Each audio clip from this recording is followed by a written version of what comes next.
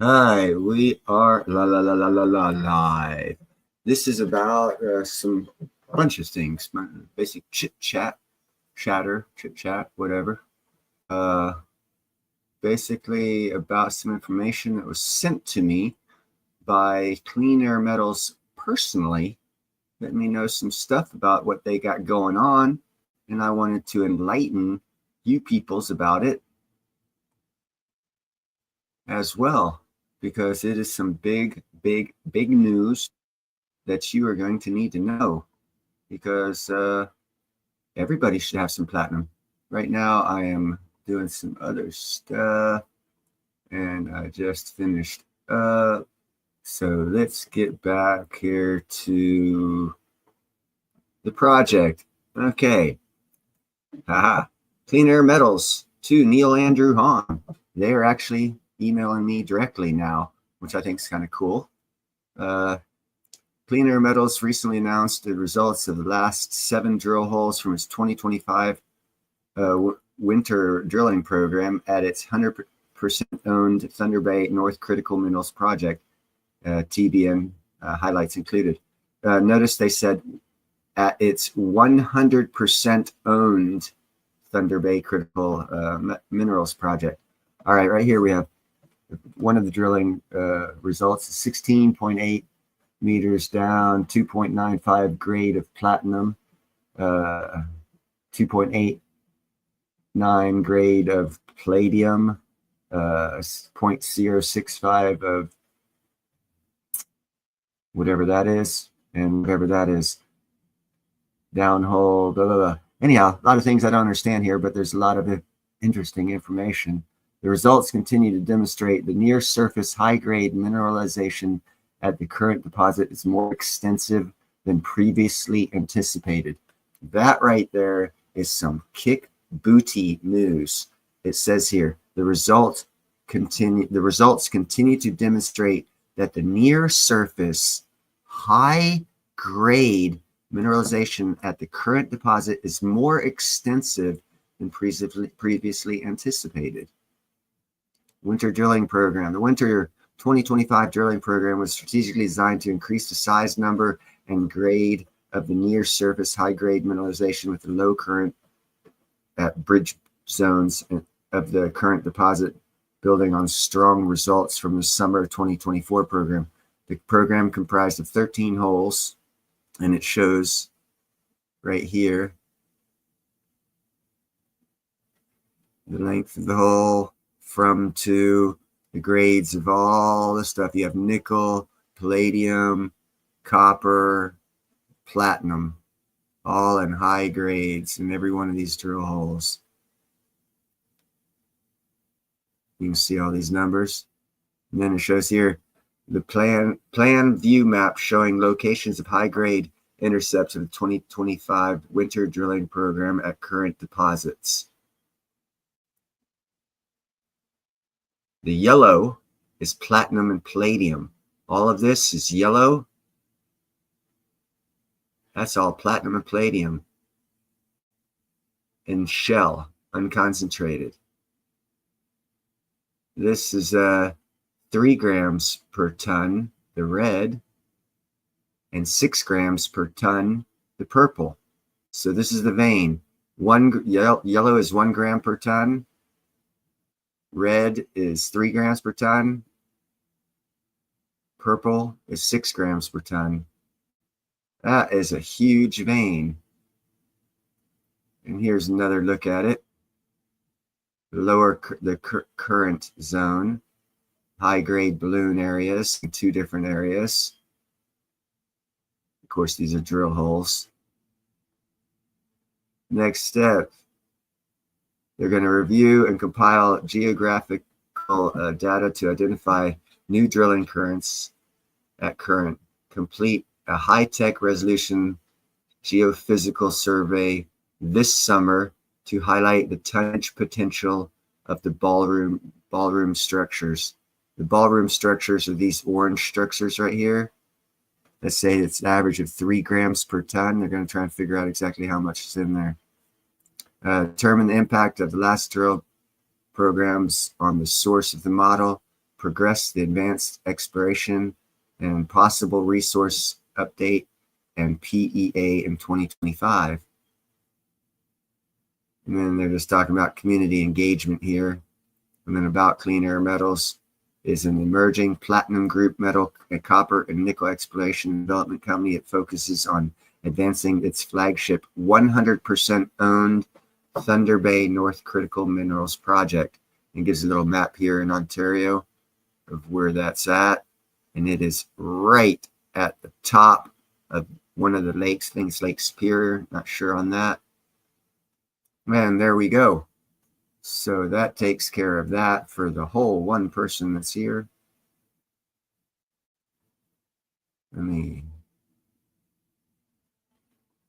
Why am I not adding this to screen? Anyhow, let's see. Yes, here we go. This is on steel workers and why we are losing our steel workers. My job. This is from Value Entertainment. I look to steal nothing from anybody. Give them full creds on this. Value Entertainment. Hit the like, share, and subscribe for them. Remorse. Okay. Think about buyer's remorse. Where you go, you buy something, you're like, change my mind. Can I return this? Yeah. Right? Okay. So who has the Democratic Party lost lately in the last 8 years? Men. A guy named Elon Musk. You lost. Yep. You lost Tesla. He left you. Young men. You've lost young. Do you see the statistics coming in of young men? Mm-hmm. Just came out yesterday, I think, or 2 days ago, right? Drop. So then you have even girls that are being interviewed, who would you rather date? Would you rather date a liberal man or a conservative man? Conservative. I'd rather date a conservative man, right? So what is this? Young men leaving the Democratic Party. This is ridiculous. Patrick, right? They lost Donald Trump. Yeah, they lost Donald Trump. I'm not gonna lie. I mean, they lost him maybe a little bit earlier than the rest of these people, but they lost Donald Trump. Hey, let me give you something really interesting. That's what I was about to go. Tulsi, RFK. Look at the people you're losing. Everybody's gone. Yeah. They wanted great working conditions. They wanted great wages, etc. I have people who come up to me. Oh, my grandfather was Democrat. My father was Democrat. And kind of I've switched over to Trump, but they'd be rolling in their grave if they knew that I was voting Republican. I go, let me ask you a question. Would your grandfather, the big steel worker in Pennsylvania, would your grandfather have approved 6'5" guys, men my height, swimming in women's sports? No, he'd be rolling in his grave. Would he approve, transgender studies being taught to, your fifth, guys, I left New York because there was a school that literally, put up on the board, man, woman, boy, girl, and they'd literally, I'd ask your kids to identify where they were on that spectrum. These kids are like 4 years old, right? And I asked the question, would your grandfather, steel worker, tough as hell, right? The toughest guys in the country. That's right. Would your grandfather have approved this nonsense? No, he would have been rolling in his grave, right? The reality is the Democratic Party over the last 30 years has left everyone. Yeah, has left everyone. And honestly, the crazier they get, the faster that whole kind of exodus gets perpetuated. By the way, this is one of the things when you think about. You said Pittsburgh, right? Yeah, here we go. Steel workers in U.S. Okay, Rob, go to 1950s. You said three generations, right? Maybe. Pittsburgh, when you're saying three generations. Rob, go to 1950s steel workers in U.S. Just Google it. Go to 1950s total steel workers in U.S. Okay, the numbers should be around 700,000.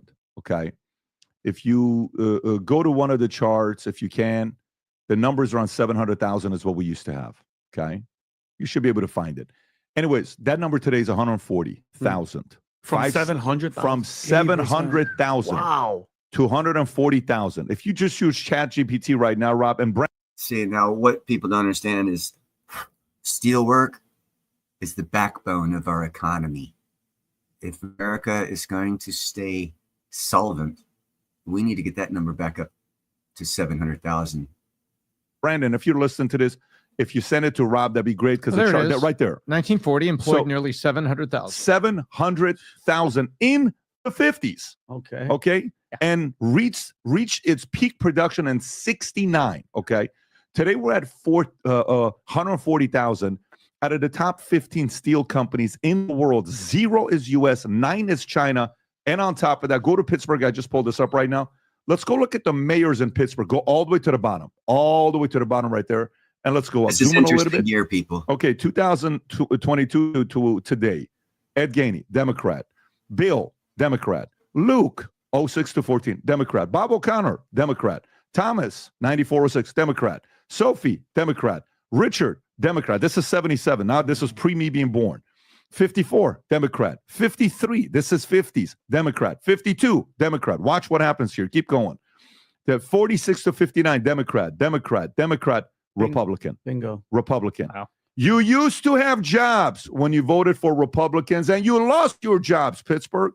And you know what's happening right now? People are sitting there saying, dude, I'm no longer the Democrat that you're explaining is not the Democrat of what it used to be. Tonight, it ends at midnight. I just want to remind everybody.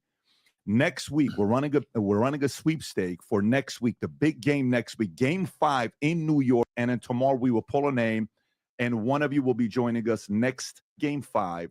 And we're excited. By the way, we'll get you one ticket to be with us. He was talking about steel industry and how the steel industry is failing in America, and it is failing big time.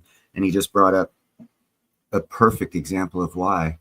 Back in the 40s, up until the 50s, Pittsburgh was a leader in the steel industry and jobs. Then they were voting Republican. Then from this 52 onward, they started voting Democrat.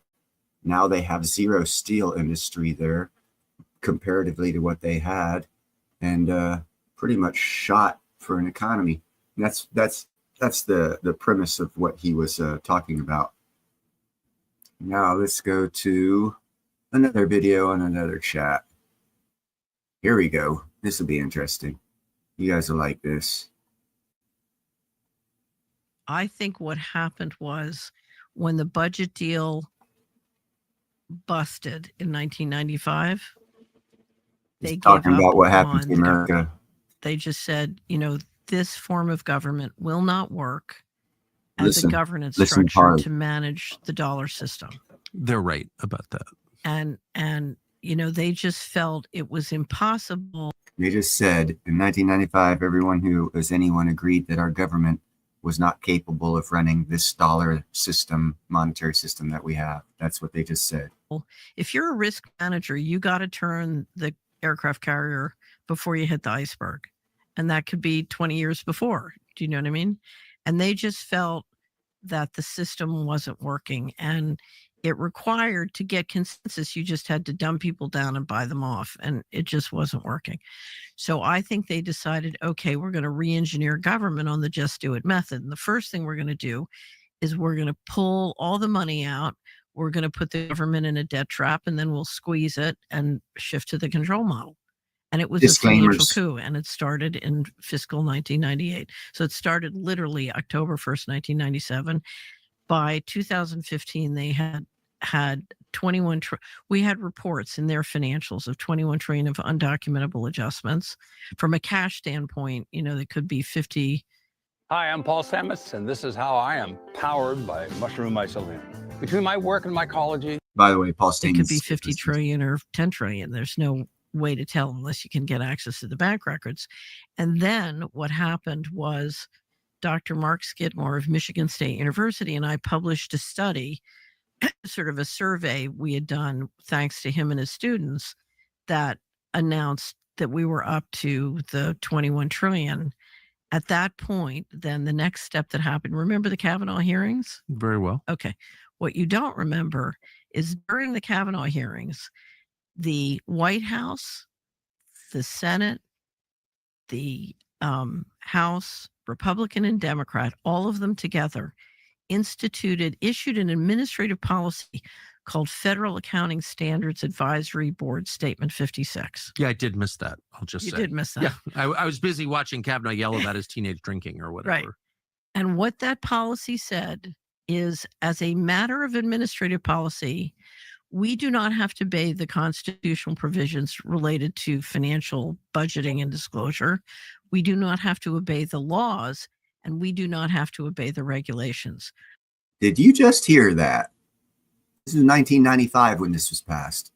What we can do is appoint a secret group of people by a secret process to move money out of the financial disclosures of the United States and 150. So it's the 24 covered agencies plus approximately 150 governmental entities. And when you throw in the classification laws and the national security laws, it also applies to the big banks and contractors working for the US government. Now, let me explain what this means as a matter of investment. When I look at the US large cap stock market or the US bond market, the treasury market, I have no financial disclosure that has any meaning. Everything's secret. I have no idea what it means. If I pick up the financials of a New York Fed member bank that is running the US Treasury Department's bank accounts, or if I pick up the Treasury financial statements, they're meaningless. They don't mean anything. What's missing? You can't know. All you can know is a secret group of people can make whatever they want go missing, and you can't know what it is. It's all secret. So I'm Since 1995. looking at half the cake, but I don't know what part of the cake is missing. So it's meaningless. You don't even know if it is half. Right. I don't. It's it has reached a level of absurdity where but the absurd thing is, as a legal matter, to take the position that an administrative policy agreed upon by the uniparty can overrule the Constitution, can overrule the laws, and can overrule the regulations simply by, like you wave What's the up, wand Jethro? and suddenly magically law doesn't matter. I mean, now you're talking, and you also saw this in the financial crisis. A decision was made by Eric Holder in the Department of Justice to not prosecute HSBC. There's a wonderful video on the Best Evidence channel by John Titus about this whole thing. And basically what they said is a systemically important, this is under the BIS. There's a definition under the BIS, under the Financial Stability Board, of a financially systemically important institution. Right. These institutions are free to break the law they're free to break the law. At most, all they have to do is kick back a piece of the profits. It sound like Morgan Stanley? It's like a formal kickback system. And what you're saying. See, what she just said is basically the reason why these people at these, like, say, for example, the silver manipulation people, when they get busted and they have to pay like $9 billion, and we hear about it all the time, all these big conglomerates getting busted, JP Morgan, all this stuff, and they're allowed to do it. She's explaining to us right now why they're allowed to do it, because they are above the law. Saying is that you're taking the sovereign immunity of the BIS and through the New York Fed, extending it to the banks that are running these operations. Like JP Morgan and the rest, Bank of America. Yeah. Right. So what you've done with the BIS, the IMF, the World Bank, the UN, you've created all these different organizations. And if you look at, we did like 40 in Latin America, you've created an international overlay of organizations that have various forms of sovereign immunity. Basically, the NATO world group people who we never wanted to take over America took us over in 1995 financially. Of course, the big one being the BIS. And so if they are free to break the law, I mean, if you look at the financial crisis, what you're saying is these companies can lose trillions of dollars, have it replaced by the taxpayer, and keep on going. Over 75 of Americans can suffer this one specific health risk because they're missing this. So now is the point of the conversation where I have to ask the obvious question, which is, who are these people? So can you name some of the people who you believe are making these decisions, this is outrageous, whose decisions are effectively, as you just said, above the law, have effective immunity? Right. Basically, what she just said right here is, if these people are above the law on these big financial institutions that don't have to follow the Constitution, don't have to follow American laws or regulations, and it's been like this since 1995, if you're seeing a world economic issues going on right now, I guarantee you it's all planned. That is why I have been saying there's a V-shaped recovery baked in, because I've known all this fake shit that they're feeding us. They owned us financially since 1995. We don't have to follow the Constitution when it comes to financial shit. That's why Too Big to Fail came in. That's them. They are the too big to fail. They mentioned Bank of America. Once Bank of America goes bankrupt, you'll know that America has broke free from this system and we'll go back to a new economy. And that is what's happening right now that people aren't talking about, is America is trying to break the back of this entity that is running our financing. And we're looking to get them out of power and take back our power that we had in 1995 and before. But as they said at the beginning of this show that I'm showing you, Tucker Carlson, which I suggest you subscribe to, they're saying that the financial institutions took over America, don't have to follow our American laws, and now we have a financial problem. How can you not see that it's a created? Anything that's created can be navigated successfully. That's why I'm not too upset, because it's all been created. That's exactly what they want, but America's breaking free from that, and we will break free from that, and that is what's happening now, and that's what's the change that's coming. It's a worldwide economic shift, and there are going to be countries that are going to be able to break away from this bullshit, and America is one of them, in my opinion, and that's what we're going through right now. But let's get back to see what she is saying. Right. So that's the question, sort of, who is Mr. Global? Yeah. And my experience is the bureaucracy that sort of runs things is the central banking bureaucracy. So we've described the BIS and the central bankers. So think of the planet as a house. So you have the house, then you have financing the house. That's the mortgage. Then you have the insurance, and if you don't have the insurance, then you have the equity in the house, right? And the insurance layer is very, very important to make sure that the equity is protected, right? Okay. So you got the real assets, you've got the banking system, you've got the insurance system, and then you've got the owners. Did you see how she explained it out? Let's listen to that again. System, and then you've got the owners. Hold on. Assets, you've got the banking, right? Okay. Here we go. So you got the real assets, you've got. Okay, you have the real assets. The real assets, then you have the banking system, you've got the insurance system, and then you've got the owners. Okay, you see, you have real assets, then you've got the banking system in your way from the real assets, and you've got the insurance companies in the way of the real assets, then you have the owners, or us. So she's just explaining how you can get around all this. So in my experience, if you go to the BIS and you look at the systemically important institutions and the members, that's the bureaucracy that runs the debt and the transaction system. So the transactions, because the whole thing depends on being able to swap and transact. The insurance group is very important for the reasons you just described, same as on your house. And then the question is, who are the real owners? And that's the mystery. And I've spent my whole life trying to figure out who are the real owners. And basically, from what experience I've had, if you know their name, they're not one of the important owners. She's a smart lady. It's intergenerational pools of capital. Now, here's what's interesting. One of the most powerful pools of intergenerational capital that I've ever dealt with is the Harvard Endowment. We're always looking for cool companies that make products that make you feel better, and that's how we ran into Bond Charge.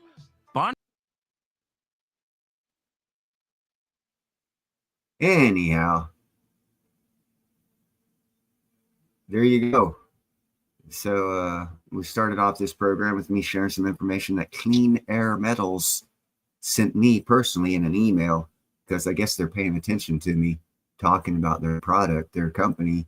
And I started off showing that they have actually better drilling results on the platinum and palladium and the copper and the nickel that they're going for in Thunder Bay. And it is 100% owned by the company. It's not like they haven't sold out already. So if you buy shares, if it goes up, you'll actually get to keep the shares. It won't be split away from you somehow, legally or whatever. So non-financial advice.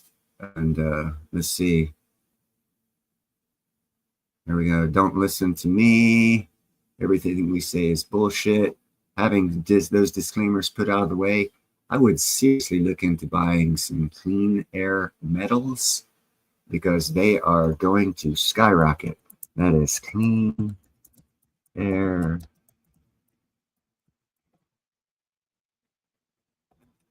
They have reached out to me personally. I don't know if it's in the Canadian Stock Exchange. I do know it's on the NASDAQ. It's at like 0.029. It's less than 3 cents a share right now. Once they start pulling ore out of the ground, that stock will go crazy. Let me see here. Trying to find this for you. Yeah, 0.029. There it is.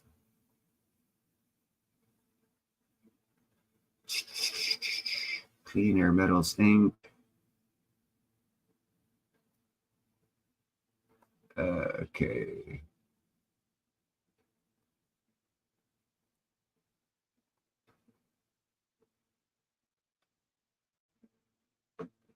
That's what it's showing. And it's showing they started in May of 2029 at 29 cents. And now they are at 0.029. So they are exactly 100x lower than when they started. So if you invest in them now, when they actually start drilling out here, I'm going to share the screen here so you guys can see it. There we go. They do full screen for you. Okay, if you look back here at the very beginning, it says May 29th, 2020. They were at 0.29. Now, May 2nd, 2025, almost 5 years to the day, they're 0.029. Yes, this stock looks bad. People will say, oh my God, you're going to invest in that? That looks like crap. Well, I got bad news for you, people. That does not look like crap. That looks very, very good over 5 years because companies just don't go all down unless they're crap companies.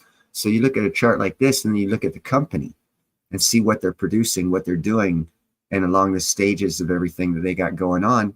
And you'll find out that they're down 100x right now because they started in 2020, 5 years ago, and they discovered the vein.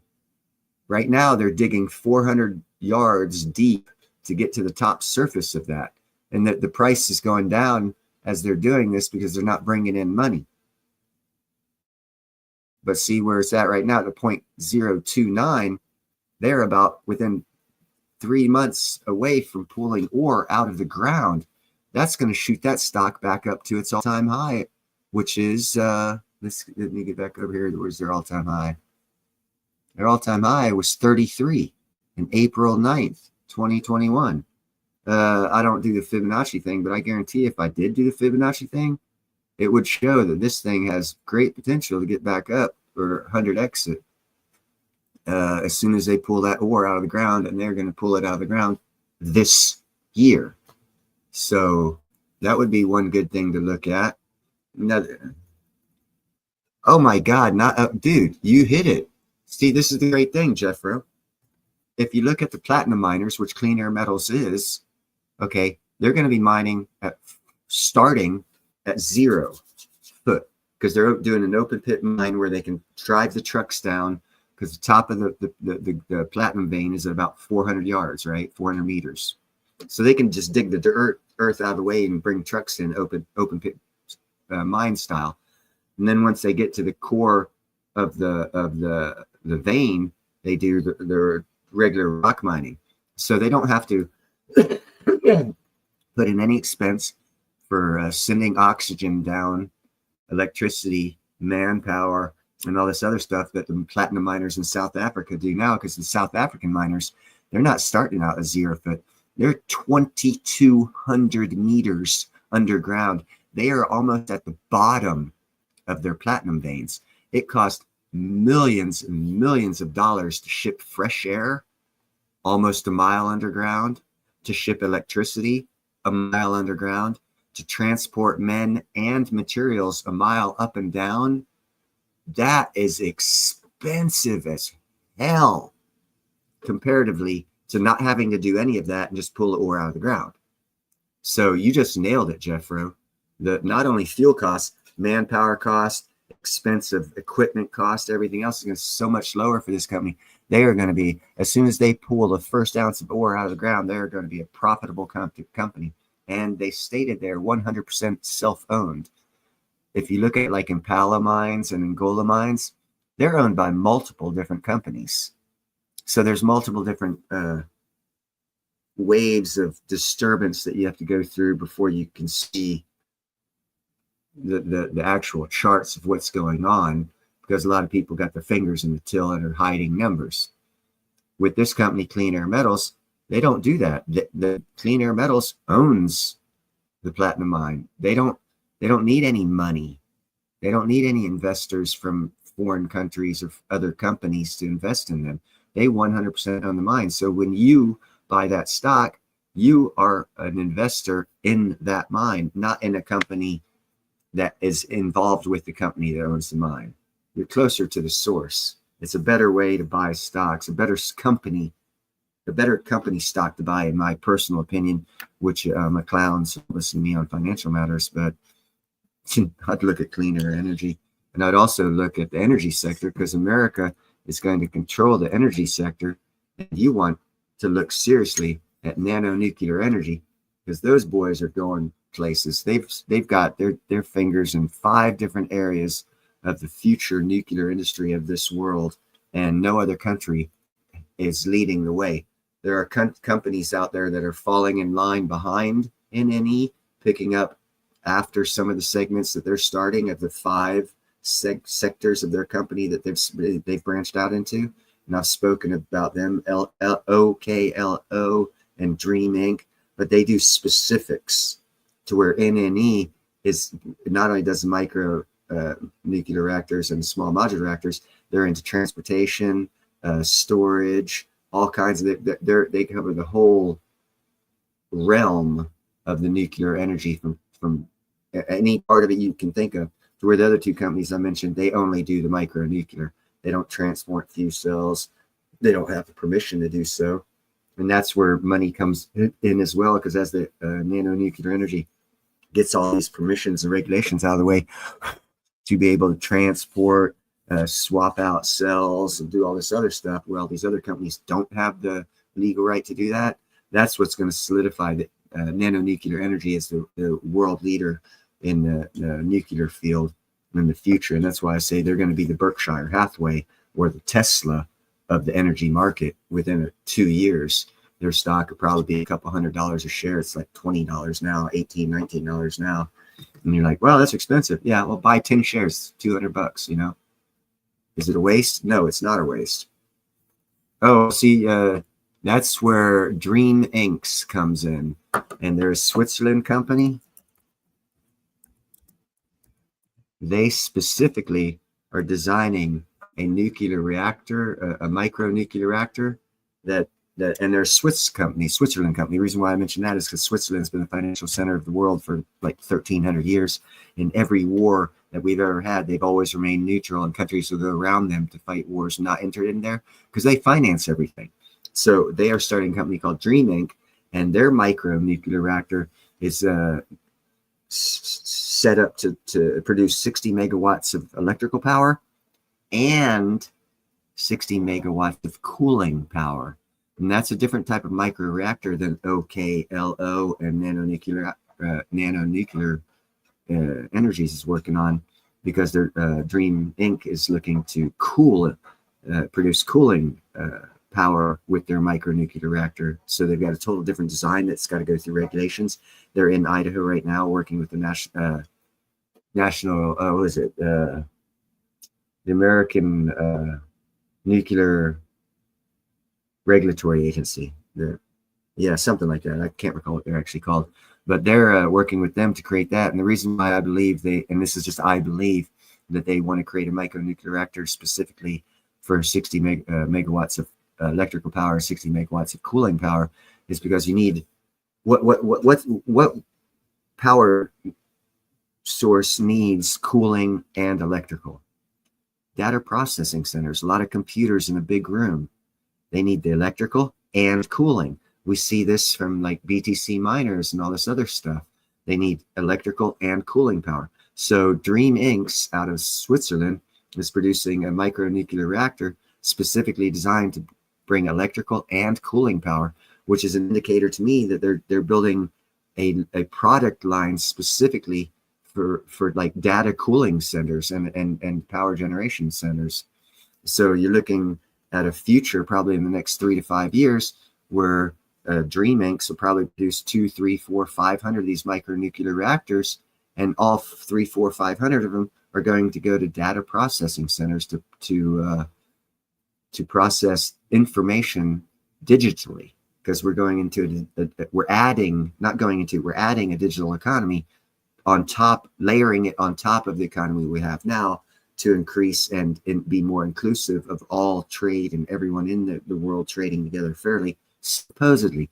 And to do that, they need power and cooling. And that's why I see Dream Inc. as being a big leader in that field, although it's limited. Their growth potential is going to end at one point in time. And that's why I say nanonuclear's got it better, because nanonuclear is going into, like I said, transportation, fuel cell replacements, space transportation and operations, along with small modular and micro nuclear reactors. So they're a lot more diverse a company. So they'll probably, their growth will be dollar-wise will be slower, but it'll be more consistent and it won't stop. And OKLO and Dream Inc., their growth will be fast, but it'll stop because they're limited on what they produce. But anyhow, let me get back to the chat here. Good day. Hey, what's up, Gerald? What's up, Mr. and Mrs. West Coast Stacker? Let's see, a question here. Yes, it's Canadian exchange, Charlie. Oh, okay, so they do have it on the Canadian exchange. I don't look at the Canadian exchanges. I do know it's on the American exchanges, so we can buy it. And that's a good thing. And I strongly suggest a long-term hold of nanonuclear energy and buy as much as you can afford in your financial scenario, up to about $100. I'd say it's, well, actually up to $45. It's definitely a good buy, even though it's only like less than 20 now. Up until 45, it's still a good buy for long term, not short term or swing trading. Long term hold. It is a good buy for until it goes over $45, $50 in my personal opinion. Then Clean Air Metals, it's a kick-ass buy right now.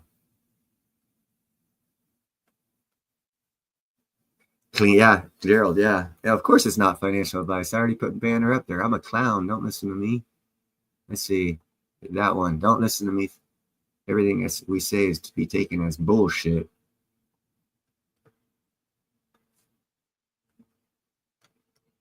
There we go. I'll leave that one up. Don't listen to me. But yeah, Clean Air Metals, there's that point. Their opening price was 29 cents. They're at 0.029 right now, 5 years later. And they're fixing to pull ore out of the ground to where 5 years ago they were standing 400 meters above where they are right now. So obviously you just think about that. Okay, at 29 cents a share, they were standing on top of the earth. Now they're standing 400 meters down on top of the platinum vein, and they're 100 times cheaper. What do you think is going to happen to that price? They're a platinum miner. They just negated 400 meters of earth and lost 100x the price of their stock. It's like, oh my God, I feel like being like Kramer, buy. Oh, there, yeah, that one there. That's now we're going into crypto and digital, and boy, ZBC, and I'm a real liker of that one. I see them as the Visa of the digital marketplace. There's going to be lots of companies out there that are going to get in there. Congress has already passed a bill. It's going to happen. But anyhow, I like ZBCN personally, along with my buddy Travis, Economic Ninja. He likes that one as well. So that's definitely a good long term. Buy, hold, sell. Let's see. Buy, hold, sell, buy, hold, sell. Because you want a ZBCN, it's going to go up and down, up and down, up and down, up and down, always upward. But you definitely want to sell high, buy low, so you can acquire a different strategy to be used in for ZBCN than for nanonuclear energy, or for like I said, nanonuclear energy. It's going to be energy leader of the world. Clean air metals, it's going to be probably the number 1 or 2 platinum miner of the world, and they will be paying stock dividends the same as the other platinum miners of the world do. There's only 5 miners, big miners, platinum miners in this world. Until recently, they all, well, Russia has never paid. Russia's the 5th biggest, so we'll just take them out. They never paid dividends. But the top 4 platinum miners always pay dividends on their stocks. Until recently, the number 1 and 2 miners stopped paying dividends because they are going out of business. Now you got to think about it. Yeah, they're going out of business. Another car company will come along and take their spot. No, it's not like that. They're when you look at miners, when miners in silver go out of business, it's no big deal because there's silver everywhere. But when you look at this preciseness of the platinum market, there's not platinum everywhere. If one or 2 of the miners of the 4 biggest miners, all in one country, South Africa, go bankrupt, go belly up because they're out of product and they can't mine anymore, that's a bigger significance than losing a gold miner or a silver miner or a copper miner, because they got those all over the world. Until clean air metals came along, there was no more platinum anywhere on the world. Now there is. Those 2 miners, the largest miners in South Africa for platinum, are going out of business. The other 2, 3rd and 4th largest, will follow shortly because their expense ratio for pulling an ounce of platinum out of the ground is higher than what clean air metals would be. Let's see what it.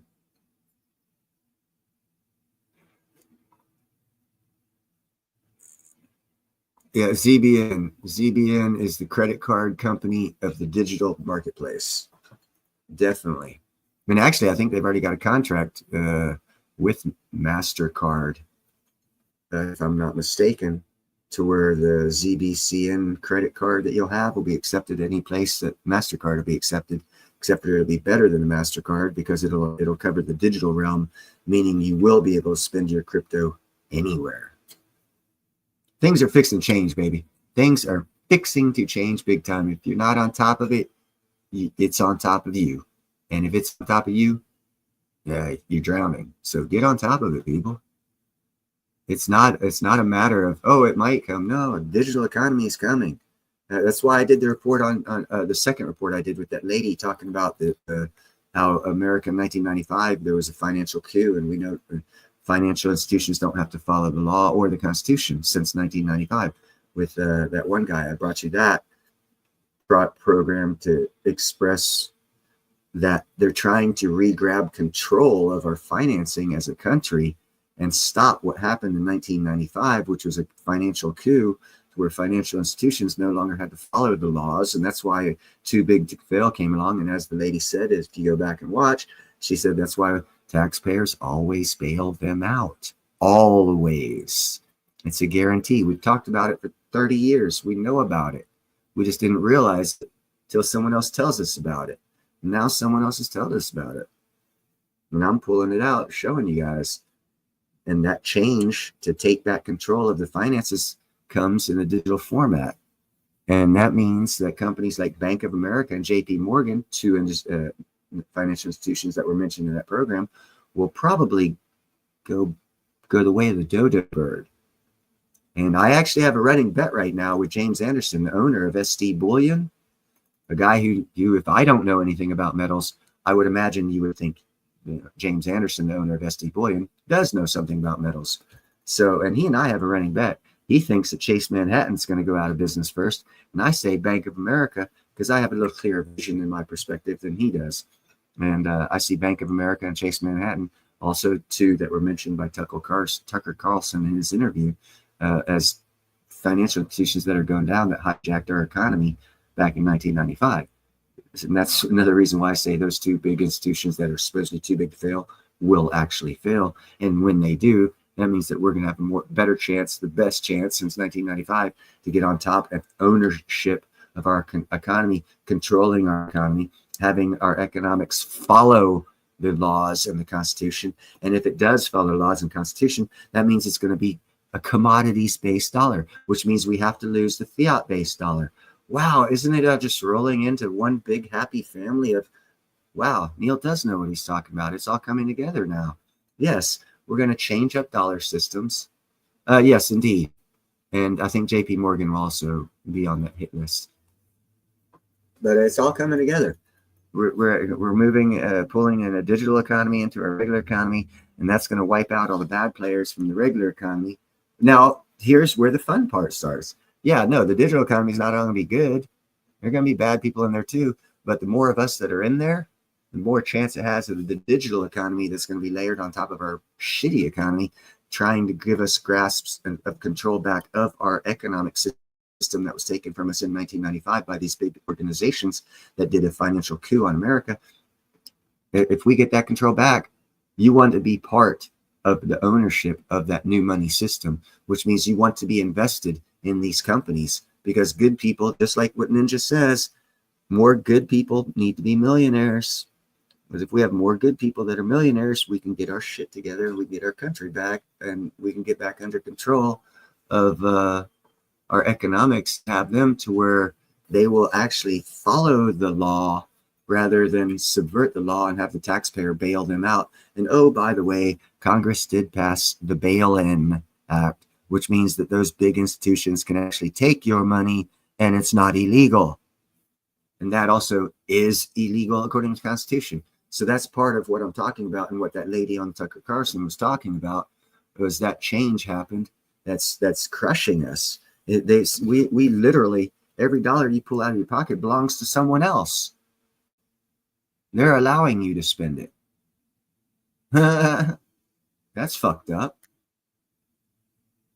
So we will be going back to a commodities-based system.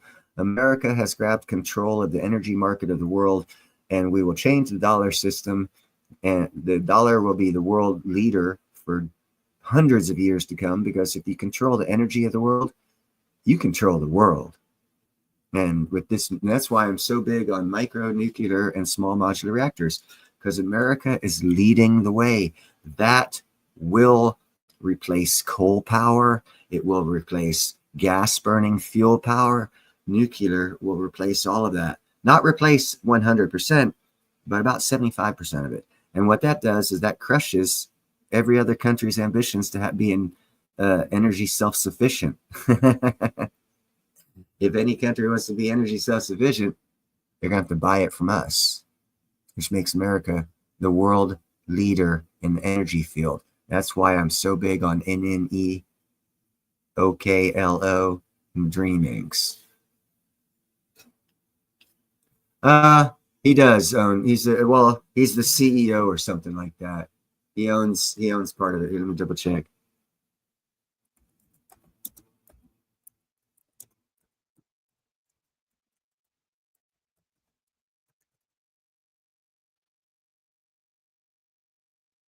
Okay, it's owned by Dr. Tyler Wall.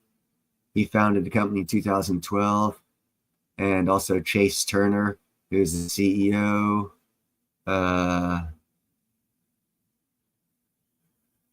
So I guess James Anderson's like one of those other 3-letter acronyms of the company. It doesn't say. Chase Turner.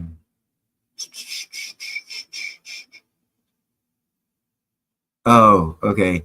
ST Bullion is a Crunch-based company, profile and funding. So they are actually owned by somebody else. Interesting. Yeah, you are correct. My bad. My bad, Dano. You are 100% correct. He's like a board member or something like that. He's not owner. I bet his dad has a connection. Why is that disappearing? I can't see your thing in chat anymore. Thank you very much for that information. I was wrong. And Dano 454.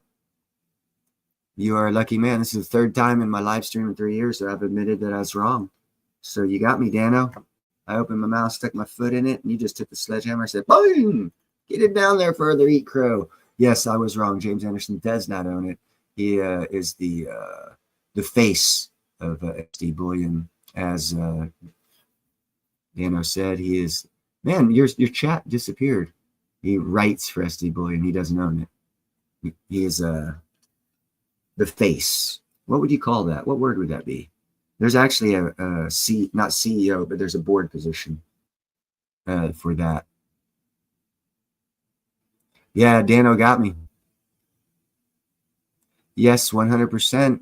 And if you look at the small business loans in the first quarter of 2025, they're up 74%, all to Americans wanting to make American manufacturing goods here in America. So, yeah, things like I said, and as Trump said, we're entering the golden age. We are. It's going to be turbulent before we get there, but we are entering the golden age. If you are positioned properly, and this is the greatest time, because you know it's coming. You know it's coming. Position yourself properly. When we get out of this, it's going to be a V-shaped recovery. It's going to be fast, and people are going to be making lots of money real fast. And if you're positioned in the right areas, you're going to be making big money real fast. And you'll have solid positions in all of these good companies. And these good companies, in my opinion, and as the sign says there, don't listen to me. Everything I say is bullshit. But in my opinion, nano-nuclear energy, clean air metals, MJNA. Ooh, there's another one. Oh my God. Medical marijuana stock. Trump is going to make an announcement in the next week or so about making medical marijuana legal nationwide. That stock right there, MJNA, is going to skyrocket when he does that. You can talk to Gerald Miller. I told Gerald Draper, excuse me. Gerald Miller. Oh, that was my old boss. Gerald Draper about NNE. He bought at 20. It jumped up to 45 because Trump had made a speech about nuclear energy. And then it fell back down. So if you were a swing trader, you could double your money in 3 days, but it's not a swing trade stock. It's a hold stock. Same thing's going to happen with MJNA, except for when it happens with MJNA, Trump's going to talk about, he's going to make it a law, making it legal for medical purposes to have marijuana, and he's going to decriminalize it from a class 1 felony. Anyhow, when that speech comes up, that stock is going to skyrocket. It's at the rock bottom right now. It's like 0.0003 cents per share. Throw $20 at it and keep an eye on it and wait till you hear Trump's speech. And when Trump makes a speech about medical marijuana, MJNA will fucking 10, 20, 30, 40, 50 exit in a couple hours. And you can really take your $20 and make some money. And it's only $20 I'm suggesting that you throw at it. Actually, more than that, but at least 20. You'll be happy. And then we all know about silver and platinum. Gold's going to have a pullback. And when gold has a pullback, silver probably starts sprinting. So obviously you want to have some silver on hand right now. And platinum. And crystallized osmium. And then when it comes to cryptos, ZBCN.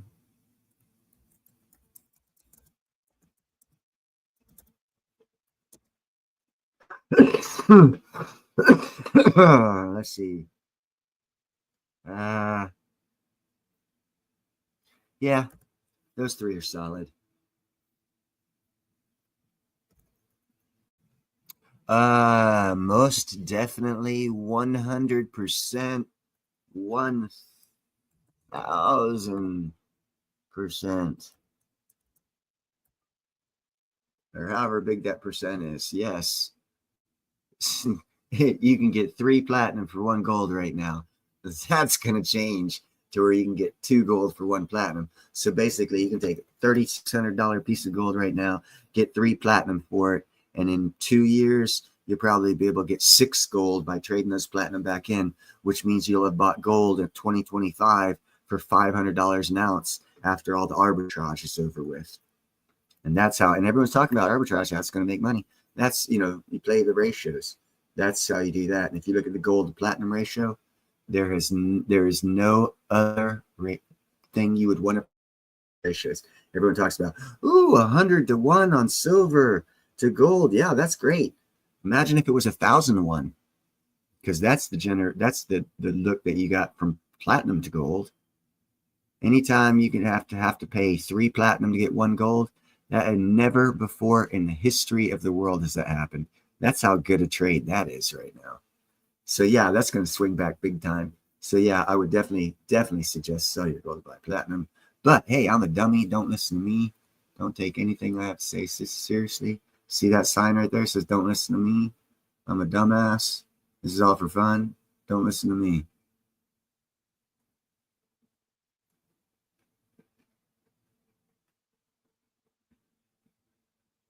But yeah, that's the gist on that one. ADA. Oh, we can talk about Cardano. I know a lot about Cardano. I've been on Cardano for 6 years. I love Cardano. They actually are the very, very start of this layered digital economy, because they have been working for a long time to build up money to be a bank, and they're fixing to get all the rules, regulations to make this happen, which will send their price through the roof as well. And I am talking about, let me put it here in the chat again.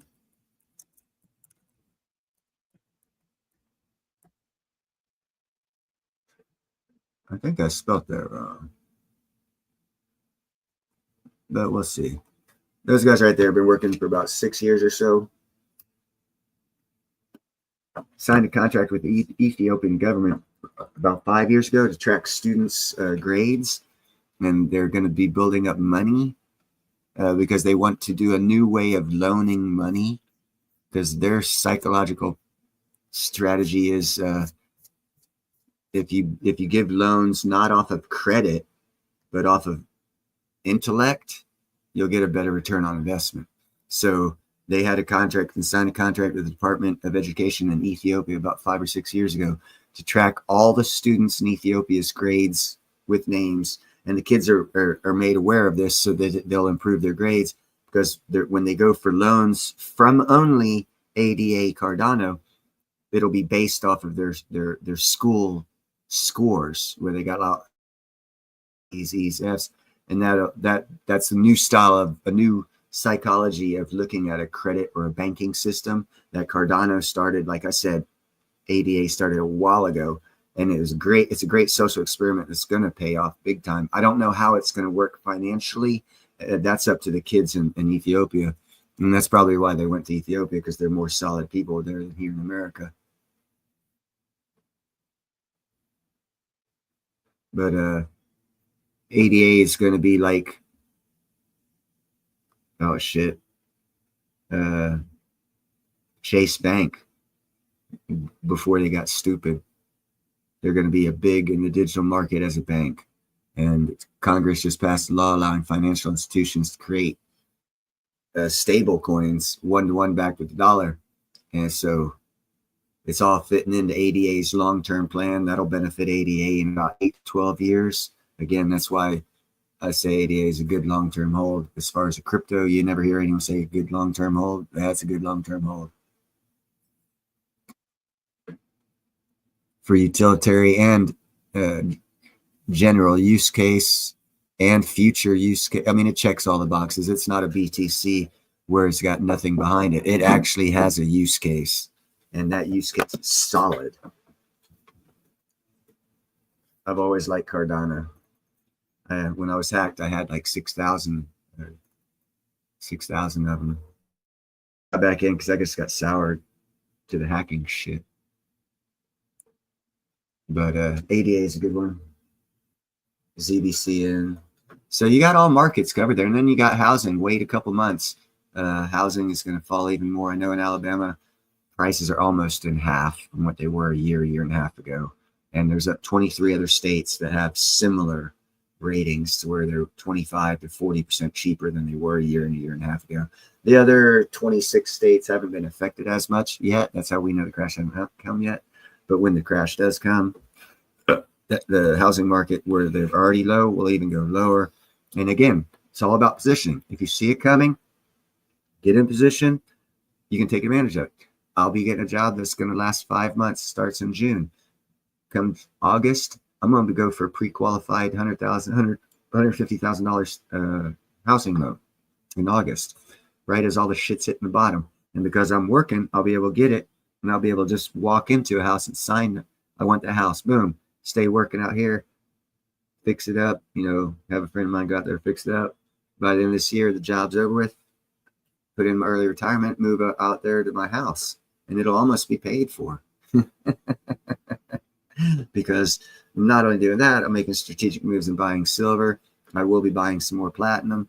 I'll be getting some cryptos, getting lots of stocks, and all these other things are going to pay off. And by the end of the year, my house that I don't have right now will probably be close to, if not paid off, at least halfway paid off the first year I buy it. Because of the moves I'm going to make, or I'm making now before all this shit happens. And that's what I suggest everybody does. Make moves now. You see it coming. 10, 20 bucks, 30 bucks, 50 bucks, 100 bucks. Throw it at this shit and just forget about it until you don't have to. And that's why I mentioned lots of different companies, lots of different reasons to invest in them. You have swing trading. You have day trading. You have general trading. Then you have long-term hold for growth and financial stability and dividend payback. So there's lots of different, and you should be in all of them. You should be doing a lot of the different cryptos, swing trade, day trade, stop, little longer term hold till the economy things happen. Silver, short term hold, but buy a lot of it because as it goes up, to get into housing. What's up, Ben? Don't even fucking put yourself in a position where you can get yourself hurt driving. I do not suggest that. Yeah, it's 0.02 or 0.4004 some. Yeah, actually Hawaii's the lowest, believe it or not, and then Alabama's the second property tax. Other than zero property tax, I hear I think Missouri and Florida. I think Missouri. I heard there was one state that just passed zero property tax or some shit like that. I don't recall who it was exactly.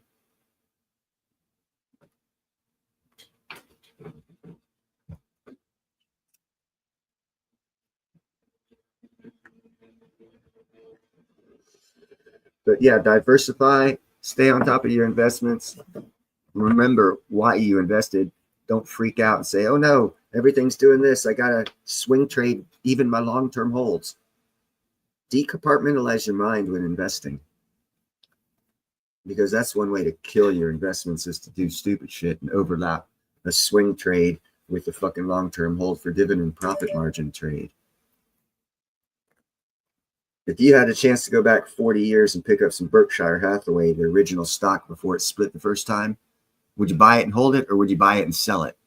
Yeah, you're looking past tense. You're going to say, fuck yeah, I'd buy and hold because it made me a millionaire right now.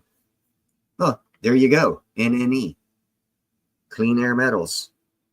Think of them the same way as Berkshire Hathaway. Buy and hold for 20 years. You'll be so happy. What are you guys doing in there? Quit making so much noise. Sorry, cat's getting restless. But yeah, there's different reasons to buy different types of asset classes, and you need to be knowledgeable in each format of asset class and each reason for getting into it, whether it's a swing trade, a long-term hold for dividends, or purchase for growth, for future trade in to buy something else. And decompartmentalize things and keep them separate so you don't screw yourself over and sell shit when you don't need to, don't have to, and shouldn't. Because that's what stupid people do, and that's why we don't have a lot of good rich people. We need a lot of good rich people.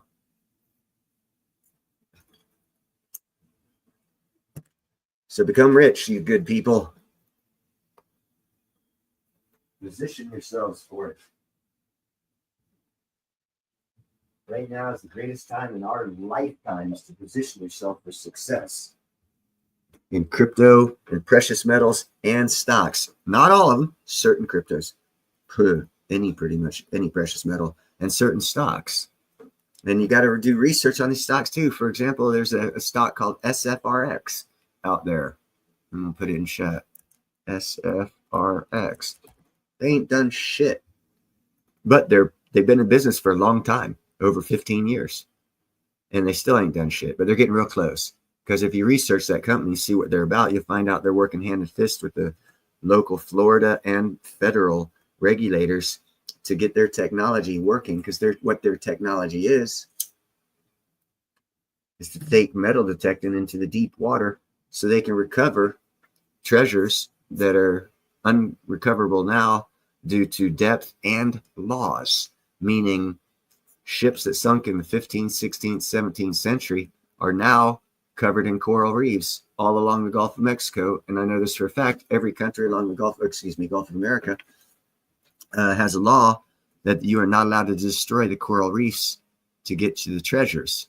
So what this company SFRX does is they're coming up with a way to bring all this technology, putting this in this underwater machine, keep it safe to where it can locate where these treasures are, specifically where they are, so they can drill a 4 to 6 inch hole into the coral reef, get up underneath the coral reef, extract all the treasures without destroying the coral reef. Once they perfect that technology, they will be the only company in the world that'll have legal authority from every country that has made it illegal to get these treasures that are underneath coral reefs. The company SFRX will legally be allowed to go in there and recover those treasures without destroying the coral reefs. And you got to do a lot of research to know this, because you got to understand that Mel Fisher, the guy who discovered the Etosha, got several $1 billion. He used explosives and blew up coral reefs to get to these treasures. Every country in the Gulf of America saw this. That's why they made it illegal to do treasure hunting in their country's waters. That's why no more great discoveries have been made. It's not that they haven't been made, they just can't be gotten because it's illegal. So when SFRX perfects their technology, all these countries are going to look at it and say, okay, now we can get 20% of that treasure, and we don't have to destroy our coral reefs. It brings in tourist money, which is about as much money as we'll get from the treasure, or our percentage of it. It'll make it more feasible for them to do it. So therefore, SFRX price will jump through their sky. That's a buy, sell when it happens type stock. Because I doubt they'll ever pay dividends, but it's so damn cheap right now. $100 will get you like 100,000 shares. And when it jumps up to $1 a share, hey, here's $100,000. And it will happen. Again, you look at the stock, and then you also have to do research on the stock market. And you find out the stock market actually kicks stocks off the market who are non-performing after 3 years. So if you find a company like, say, SFRX has been there for 15 years, non-performing, ask yourself the question, why hasn't the fucking Wall Street stock market kicked them off the stock market?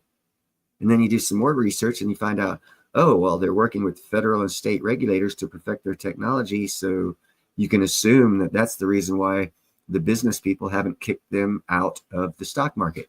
Now you go to the report that I just did on Tucker Carlson, where it shows that our economy was hijacked in 95.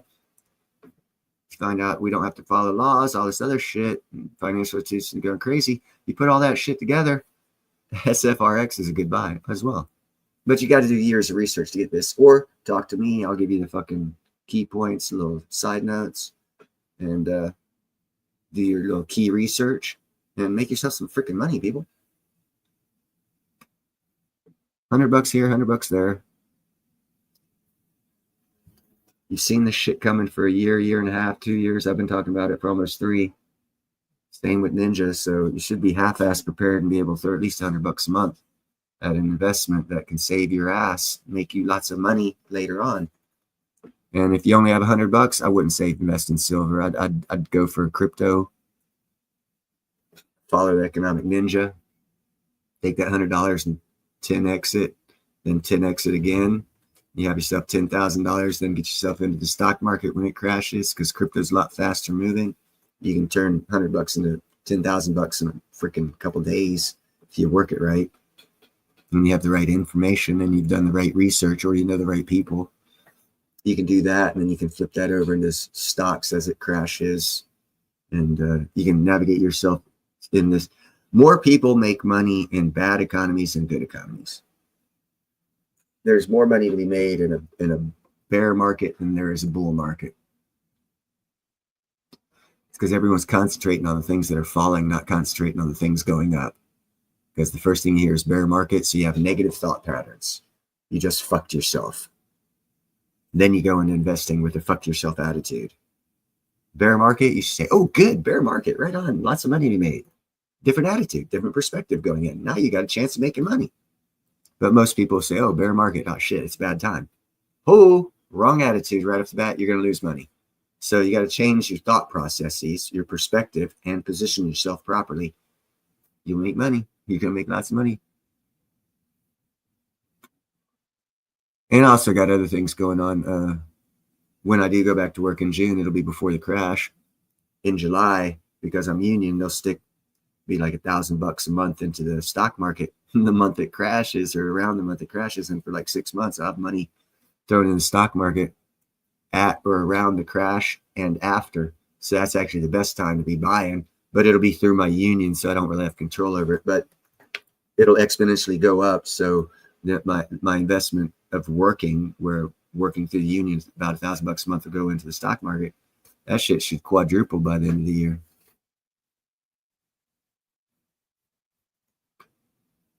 I tell you what, Jethro, you know what I think this is? I think we're going through the silent depression 2.0. Back in 1920, 21, 22, America went through a silent depression. The reason why they call it silent depression is because the federal government didn't do shit. And the depression lasted 18 months. And then we had what? Hold on, wait. We had the Roaring 20s. And I think the 100-year cycle that happened was the silent depression, and we covered it up with the COVID and the other bullshit, and it distracted everybody, along with the hijacking of our economy back in 1995, as the Tucker Carlson interview that I showed earlier demonstrated. Those two combination of things happened. And yeah, we've been going through depression, silent depression, and we're going to come out of it with new technologies that are already, and I've talked about this too, that are coming around real fast. This SFRX new technology, lots of new technologies coming out here in America, along with lots of new investments, like $3 trillion of investments. Is going to cause the 100-year cycle of the Roaring 20s to hit us a little bit later because of the bullshit that's happened. But it's going to happen 2026, 7, 8. And then, we'll probably have a 1929 type thing happen again. But you should be prepared. History repeats itself. You know this shit. You stay on top of it. Don't be complacent. Don't fucking in the good times say, hey, it's going to rock like this for the next 100 years. I don't have to worry about it. Bullshit. Make your solid investments. Make investments that will last longer than your life. And make sure they're secured longer than your life. Okay? Because you can't take it with you, but you can leave it with somebody and make their life better. And that's what people haven't done. My parents didn't do it. Their parents didn't do it. Well, my mom's parents did, but they gave it to her sister, not her. She got blackballed. Or else I'd be living in a castle right now in Scotland, having a miserable life. Nah, I'd probably be in fucking Vancouver, like my cousin. But anyhow, that's another story. But think long-term generational wealth when we make this money. And those are the people that are going to make it through the 2029, 2030 crash that's really going to come. That's my opinion. But only history will tell, because no one's going to tell you the truth right now when it comes to economics. You'll have to read it in a history book and find out. Probably in 1930, you'll read back, yep, okay, we did go through a silent depression. Jethro, you are so going to make money, bro.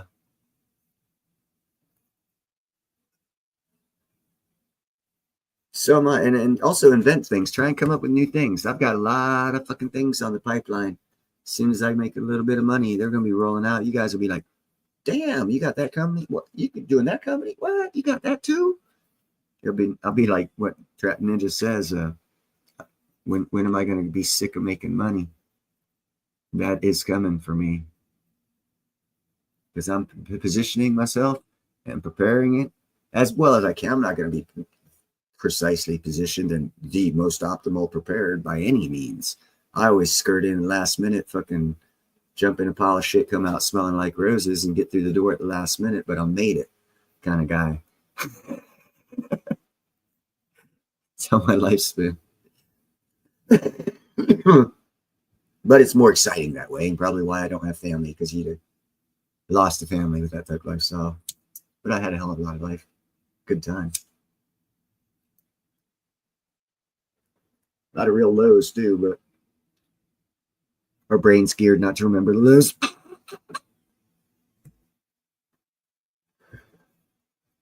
Never get tired of winning. Even on my deathbed, I'll be like, dude, in 3 months, you're going to get dividends from the 100,000 shares I hold. Put it in the living trust. And then 3 months after I dead, fucking boom, more money will be coming in. I'm going to set up, yeah. Your outlook depends a lot on what happens. I'm looking at an outcome in 100 years where I'm going to start still going to be around. I'm still going to be making money in my name, putting it in my living trust, doing things I want to happen. And I'm sure there'll be corruption and theft and shit going on with my stuff after I'm dead, but I'll try and prepare for that too. But that's how you think of things. You think of things long term. And I've said that the Queen's crown, she has two of them. One of them costs 1.5 billion. The other one costs 2.5 billion. One of them was made, the one that cost 2.5 billion was made 150 years ago, and it cost like $50 million 150 years ago to make. So 150 years ago, someone spent $150 million worth of capital to make a crown that 150 years later is worth $2.5 billion. Generational wealth. You got to spend it, hold it, and don't lose it to be the billionaire, and keep the wealth. And that's why I stress it looking at towards royalty, because they're the ones who have the right mindset for generational wealth. Because then if you're doing that, if you're making generational wealth as your kids are growing up, you teach them how to do it instead of as the statistic, and Google it if you want to. If you have $100 million and you die within 3 generations, your grandkids are going to be broke. Or excuse me, your great grandkids will be broke. That's statistically factual.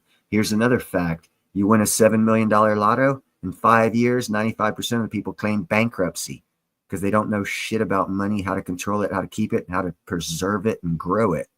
These are facts. Most people who win the lotto are bankrupt within 5 years. They're worse off. Worse off. You win $7 million, and 5 years later, you're worse off than you were before you got the $7 million. How the hell does that happen? Oh no, just pretend it doesn't, because that's exactly what does happen. And if you realize that, it's a mindset. You go into things with the wrong mindset, you're gonna get wiped the fuck out. $1 million ain't shit. $10 million ain't shit. $100 million ain't shit. You need to keep making. Even after you're dead. And how do you do that? Well, think about it. How would you do that? It's for you to do. It's just for me to make you think about how to do it. Question, how would I do that? What could I do to do that? Do I really love my kids? Hell, Neil Hahn's doing it. He don't even have fucking kids. I'm going to start living trust and have shit rolling long after I'm dead, making money, throwing it in the living trust, keeping things going the way I want them to go. And I don't even have kids. You love your kids? Think about them. Think about your grandkids. You got some dumbass single guy who's old talking shit, who's thinking about his not kids and his not grandkids. But I'm going to have wealth long past 100 years after I'm dead. My living trust is still going to be pumping out money. doing what I want it to do. Unless fucking something unforeseen that I can't foresee happens that fucks shit up. But bar that from happening, I'm going to set it up to where after I'm dead, my shit's still making money going into the accounts need to go into them.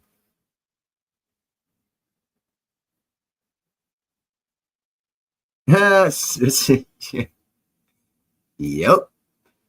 Typical.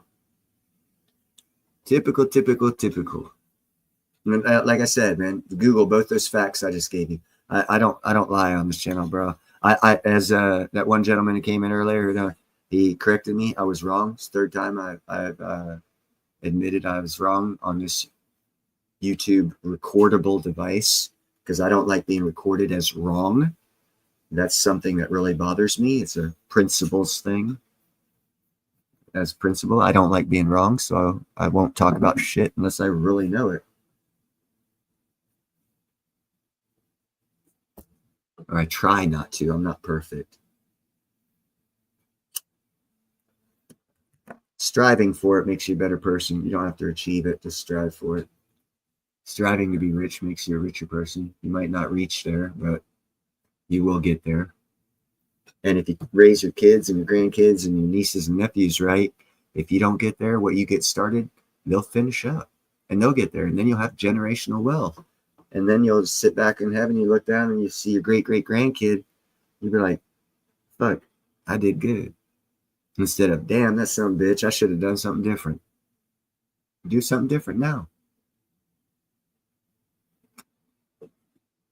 And how you do things different is you just research, question.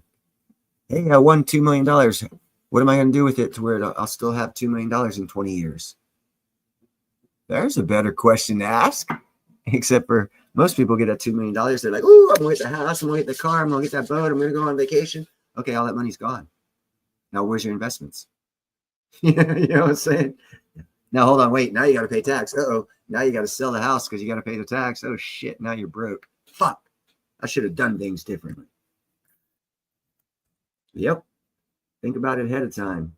So that way when it happens, you do it differently. I fucked up, man. When Dad died, I got $26,000, man. I ain't got shit to show for it. It was like 10 years ago before I got into investing. Oh, no, I got a catamaran. Not a catamaran, a kayak. I still have a kayak I bought for $600. I still have that out of that 26,000. What's up, Zardos? Let's see, what else did I get that I still have? Absolutely fucking nothing. I had the wrong mindset. 26,000 right now. Oh my God, I'd pay my patent off. I'd fix my car. Lots of investing. Then I'd be broke. But it wouldn't be broke because I'd be selling my patent, making me more money, and those investments would be making me money. And so I had the wrong mindset. I've fucked up. I've been in that hole. That's why I'm talking about it.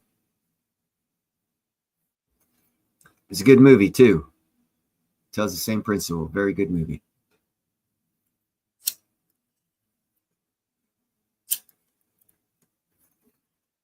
See, back in the 70s and 80s, they made movies about that shit, at least to make you aware of it. Even though if it was comical, some people took it seriously. And they're like, wow, let's not do that. At least people were thinking about it. Nowadays, they don't even think about it. We're all about, hey, let's put that flashy gold teeth in, buy that flashy car. As a matter of fact, just this morning, in the Ninja's live stream, he was talking about how he's going to take $20,000 and buy a $150,000 car with it, to where that car will only have cost him $20,000, even though he can sell it for $150,000. That principle is the principle that I follow. I say that with gold to platinum ratio. Same principle. Take $1,000 now, buy an ounce of platinum. Wait till platinum doubles gold. Turn that one platinum into 2 gold, or even 1 gold, and you'll have gotten a 1 ounce of gold for $1,000, no matter how much the price of gold is, or 2 ounces for $1,000, no matter what the price of gold is. That's long-term arbitrage, and you can watch the cycles. The cycles will tell you that will happen. It's just a matter of if you're intelligent and have the fortitude to hang in there till it happens. But that's why they have these ratios, gold to silver, gold to platinum. That's why they have these ratios, because people play these. They play the ratios. They play the arbitrage, the long-term arbitrage. And that is also another perspective on investing. That's not a trade, a swing trade, a day trade. That's not a buy hold for long-term capital gains or for dividends. That's another style of investing. That's where a lot of people get messed up. They cross their thinking of investment styles with different assets, and they screw up, and most people lose money because they can't decompartmentalize their investments for what they are. Certain ones are swing trades, day trades, long-term holds. You know, there's lots of different. There you go. And you did great. You did freaking great for doing that. And yes, so am I. Copper's going to take off. Yeah, platinum, you got it probably fucking $900, man. I talked Ninja. Ninja bought 20 of them. he spent, he got about, it cost him about $20,000 when I started talking about platinum. He was like, and he's played it right. He's doing the arbitrage thing. He didn't have any platinum. Now he's got 20 ounces. I think they're American Eagles he got in 2023.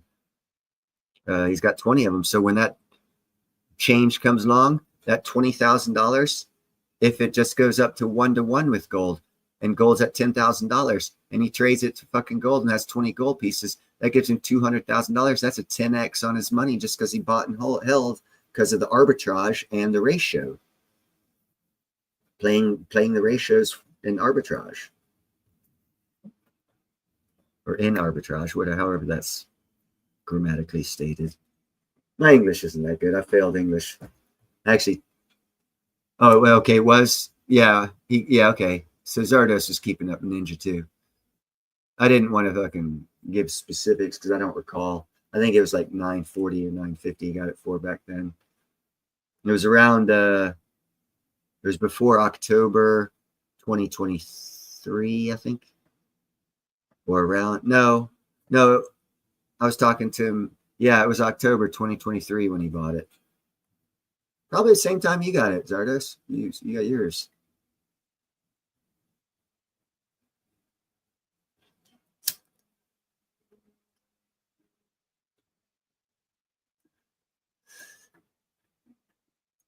Oh, man.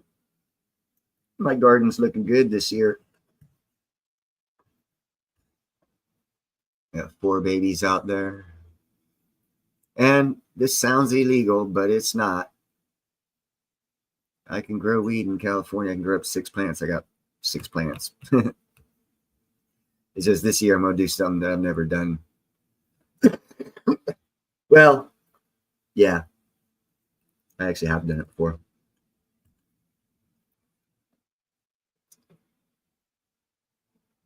And that's a beautiful thing because, you know, what changes that? I'm going to put it in chat.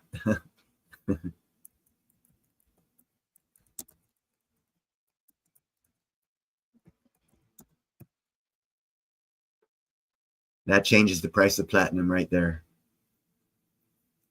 And you're like, what the hell you mean, Neil? How can clean air metals change the price of platinum? Well, I know about business. That's how I know. And I'll go through this again, explain it to you. There's a couple billionaires, 3, I think, own clean air. No, for medical reasons, it's not. It's medical marijuana is legal in Alabama. What was my point here? Oh yeah, how these guys are going to change that ratio that's been going on, and how they're going to change it is if you look at their business prospectus and what they stated they weren't going to shovel one shovelful of dirt over their drill site where they own the rights to that platinum vein until they were sure the price of platinum was going up. I did a video on that stating that because I'm keeping an eye on them. Because I know that they're not going to go start throwing investments at this until they know the price of platinum is going to go up. A couple weeks later, I did another report on them when they came out and said, well, we're going to do an open pit gold mine style of operation for the first 400 meters and get down to the top of the vein of that platinum. And by late spring, early summer, we're going to do a core bulk sample of the vein. So that right there tells me that they see a dynamic shift in the price of platinum, because now they're investing money into something that at 950 to $1,000 isn't profitable for them. Now it is profitable for them. No, that means the future price is going to go up, because now they're in a position. Oh yeah, and Angola mine's the number one platinum mine. They're down off of their yearly production by 30%. So platinum production is down by 25% for the year for South Africa, validating my point that I've made the whole time about South African platinum miners. They're going out of business. They're running out of platinum. For that reason, this new platinum mine has to get started, because the world needs platinum. So for business standpoints, world needing platinum, the number 1 and 2 platinum miner are going out of business and producing less platinum than they're supposed to this year, already a deficit of 25% for the first quarter of 2025, because of those 2 mining companies, Impala and Angola, not producing as much as they're supposed to because they don't have it in the mines. So Clean Air Metals is like, okay, so we need to get this started, and we need to be in a position. This is now back to a business standpoint. We need to be in a position to extract platinum to take advantage of the price when it jumps.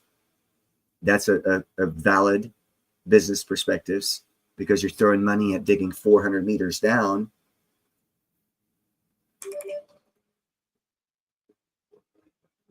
That's the country.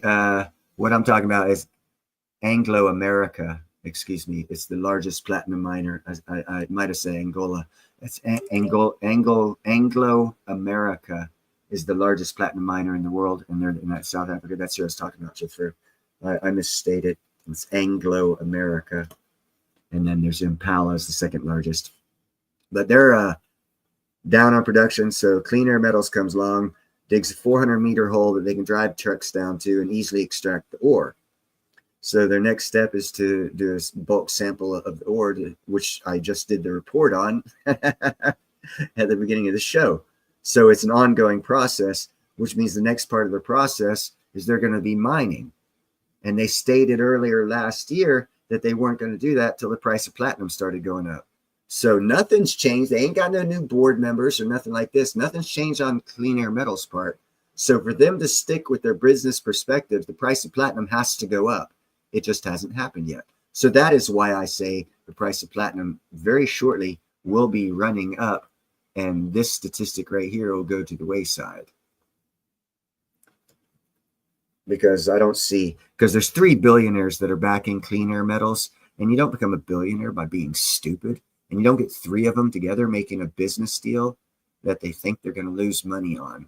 So I'm betting on their business savvy and the market and the technological need and the lack of platinum on the planet that this mine will produce, and the price will go up, because the price has to go up for these guys to make money before they'll produce. So basically they have the world economy by the balls.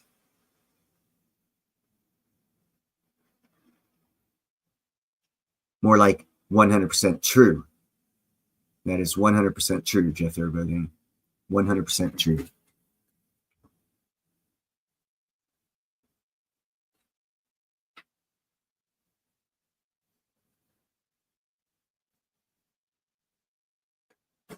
I'm not saying they're going to go out of business in the next 12 months. What I am saying is they're going down. As a matter of fact, I've done reports on this, and this bothers me too. And this adds to the whole platinum thing. Russia, they're part of BRICS, right? South Africa, they're part of BRICS. They're the actual part of the 5 founding members. Okay, so Russia has the technology to help South Africa. Right now, South Africa has no power for about 180 days a year, half the year. Basically, they only have power for 12 hours a day in that country because they closed their nuclear power plant and they ran out of coal and a whole bunch of other problems I've done videos on. Okay, so Russia could go in there and help them in 3 months reactivate their nuclear power plants, and they'll have power, right? That's a simple fix. You would think that would be the way it would be done. Okay, now let's go through this. Russia is contracted and building 2 nuclear power plants in Egypt, a non-BRICS member, and they're building a nuclear power plant in Burkina Faso, also a non-BRICS member. But they haven't even offered to help South Africa restart theirs, to help their economy, to, make BRICS strong economic powerhouse that they want to be. They're letting Africa die. Now, you also add into South Africa, not Africa, South Africa. You add in that South Africa is pretty much, as Jethro said, mining out and running low on power. China courted South Africa to join BRICS, and I've read this. I did a video on it, and their reasoning that China gave for wanting South Africa as the fifth member of BRICS, which was BRIC at the time, BRIC is what it was. They added South Africa. They stated it was because of their unique minerals, and I did research and I found out that what China considered was South Africa's unique minerals was diamonds, gold, and platinum.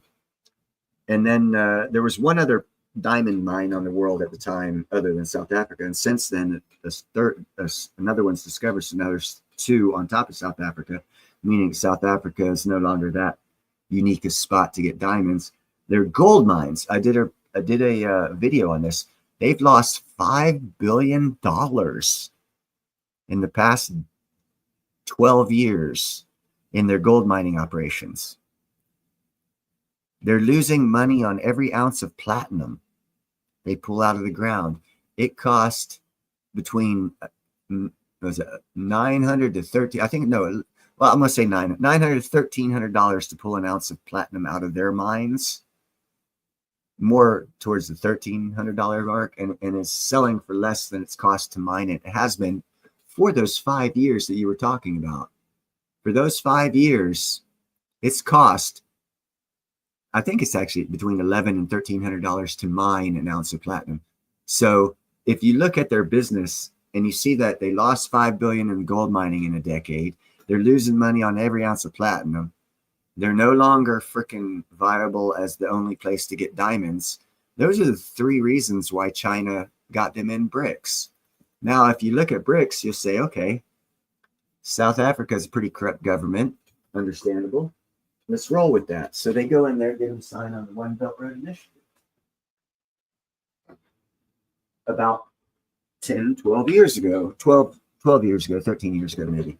So now you look at all the countries that are on One Belt Road Initiative. You look at Pakistan, the first country that hooked up to the One Belt Road Initiative. They are freaking economically dead.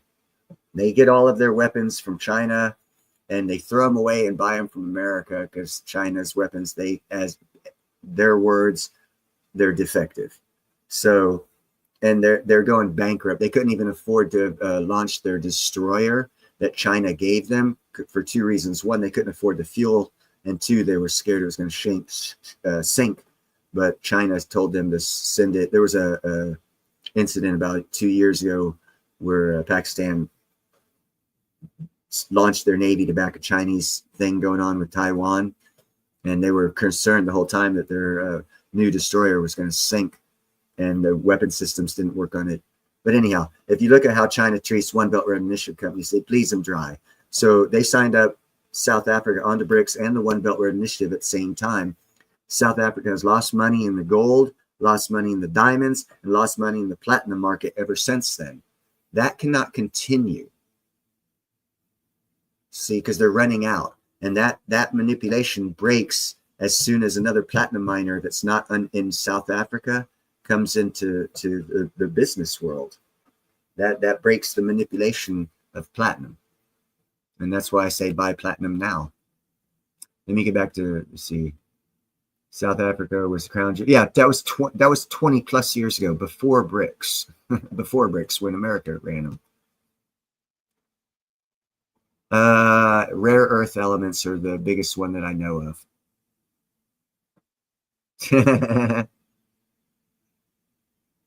Yeah, basically that's the Chinese manufacturer Harbor Freight machine guns. About 1 in 3 is defective. And that's a fact.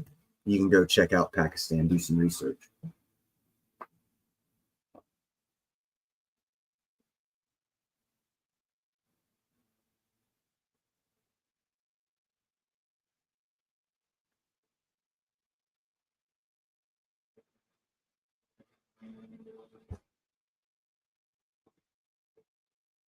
And I can tell you where to do your start and research on Pakistan.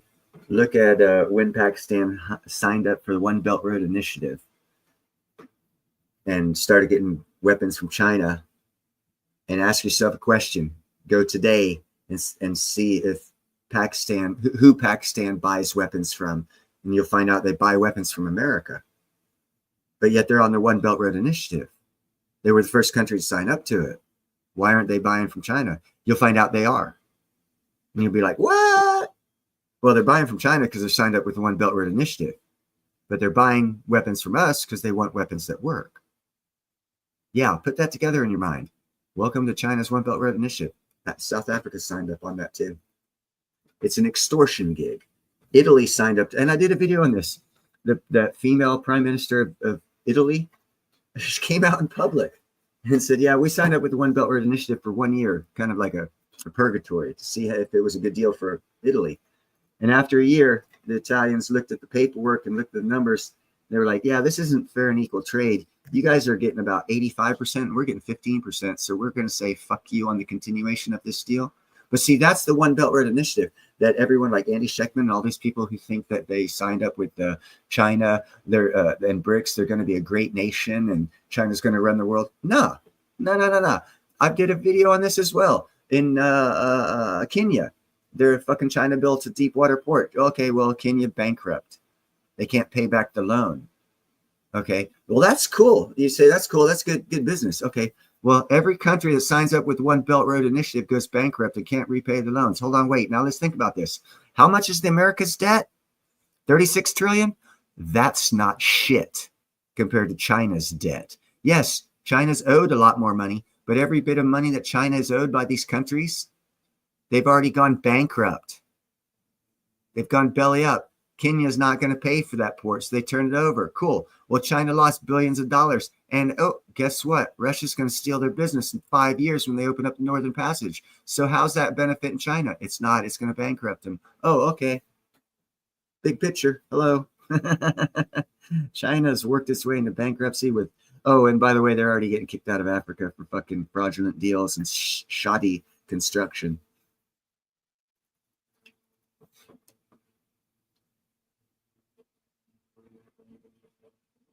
India's probably going to leave BRICS, bro.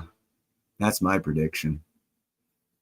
Because, and I did a report on this as well. India tested their first ICBM missile, and they launched it right on the Indian-Chinese border at one of their bases there as a sign to China to back the fuck up, or they were going to go to war like they did in 1962, and China got their ass handed to them by India back then. And it's all around, I think it's the PL-17 area, which is close to Afghanistan. And they're actually now having still issues in that same area, still trying to agitate a war. But now it's going to be a proxy war between India and, Pakistan, the #1 Belt Road Initiative Chinese partner. Instead of China, they'll be fighting Pakistan. And that's like the Afghanistan proxy war of America and Russia. And India ain't going to like that because you know why? Because they know China's doing it. And what? China's their partner in BRICS, and they're causing them to go to war with their neighbor. How can they be partners? Well, they're not going to be partners for long, trust me. That's my opinion. And again, if you want to know why South Korea sent a total of 20,000 military men to Ukraine to support Russia, it's because if you do research on the North Korean, which there's limited information, but the information's out there you can get, it'll show that 90% of the import-export business to North Korea used to be, well, it used to be 100% with China. 90% of it now is with Russia and only 10% China. That means that Russia stole 90% of North Korea's business with China, which also affects Chinese. We were just talking about their economy and how they're not collecting on now. They're almost $1 trillion in debt because every one of the countries they signed up with went bankrupt and they took control of the deep water port rather than taking money. Well, on top of that debt, they're also not getting as much import and export business because Russia's stealing it. And oh, by the way, 7-8 years ago, India started taking the pharmaceutical manufacturing production from China, and it moved to India because a friend of mine's son went over there for an American company as a pharmaceutical company as a representative about 7 years ago, where they opened up a new office in India. It's like 2 years before COVID, because India was not. He was telling me India is now the pharmaceutical production leader of the world. And that was like 7 years ago. And people still think China's shit. It's crazy, man. I got a lot of insider tips, bro. Just from friends that I know and their kids and what they do. If you want to call that insider tips. It's not literally insider tips, but my information comes from connections I have. It's not illegal. And I pick things up that I hear things that people don't say. When my friend told me his son-in-law got a job with pharmaceutical rep and was going to India for a new building they were opening up to represent that company in India, I asked him a couple questions, and I got that information and recovered that information through research on my own, not from getting it from my friend. But he definitely opened up that doorway, because I would have never known that information without knowing him and his son-in-law being sent over there. So I've got a lot of scenarios like that where I get information that's not on the news. But yeah, India took the pharmaceutical business from China fucking 7-8 years ago. And then you look at and I did a video on this as well. If you look at the population age group of China to India, before COVID, I don't know anything about it. There's speculation about that now after COVID. But before COVID, a majority of the Chinese population was 40 plus, and they had low birth rate that wasn't matching the elderly. So that meant within 10 to 20 years, all those people would be like retiring out, and they wouldn't have a workforce numbers to replace it. Then you look at India's dynamics, and a majority of their population is between mid-teens to mid-20s, late 20s. So in 20 to 30 years, they're still going to have a workforce, and they're breeding, so they'll have a generational workforce, where China doesn't have a generational workforce. You just look at the population numbers, and you know that China's, and everyone else who knows already knew this, and they've already made the moves. China has not got the population to sustain the production and manufacturing hub of the world. They don't have the population. And every country and company saw that and already made the moves. And we're at the end game of all those decade-long moves out of China because of their population. It was all population based. Very, very, very, very well. Actually, it's the other way around. Modi wants to get along real well with Trump, and he's doing a good job of sucking up. And Trump wants America, and America needs to have a good relationship with India. There's absolutely no reason why we can't be bestest of buddies. I mean, if you look at just the culture of India itself, and you look at the Shukri, I believe they're called, and I hope I didn't butcher that word. I believe it's the Shukri. It's a religious sect in the western part of India, and they've been fighting off the Muslim hordes for hundreds of years, and they actually represent a decent part of their political population as well. They're Sikh, my bad, they're Sikhs, not Shukri, they're Sikhs. Shukri, I believe, is an Iranian word, and I don't know why that came out of my head. It's the Sikh. The Indian Sikhs, I believe they're called Sikhs. My bad on the Shukri. And I'm glad no one caught me on that, because I'd have been wrong 4 times on camera, but I caught myself first. It's the Sikhs. It's a religious group of Hindus that are very, very, a lot of them are in Canada, and very few in America, but they are strong allies, very strong allies of Judeo-Christian America.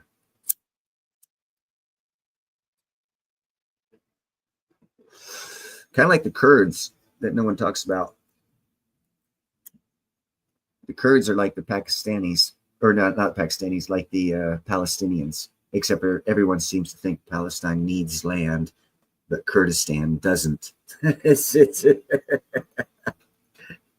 Oh God, if you learn, you'll see the stupid, the manufactured wars and reasons for them.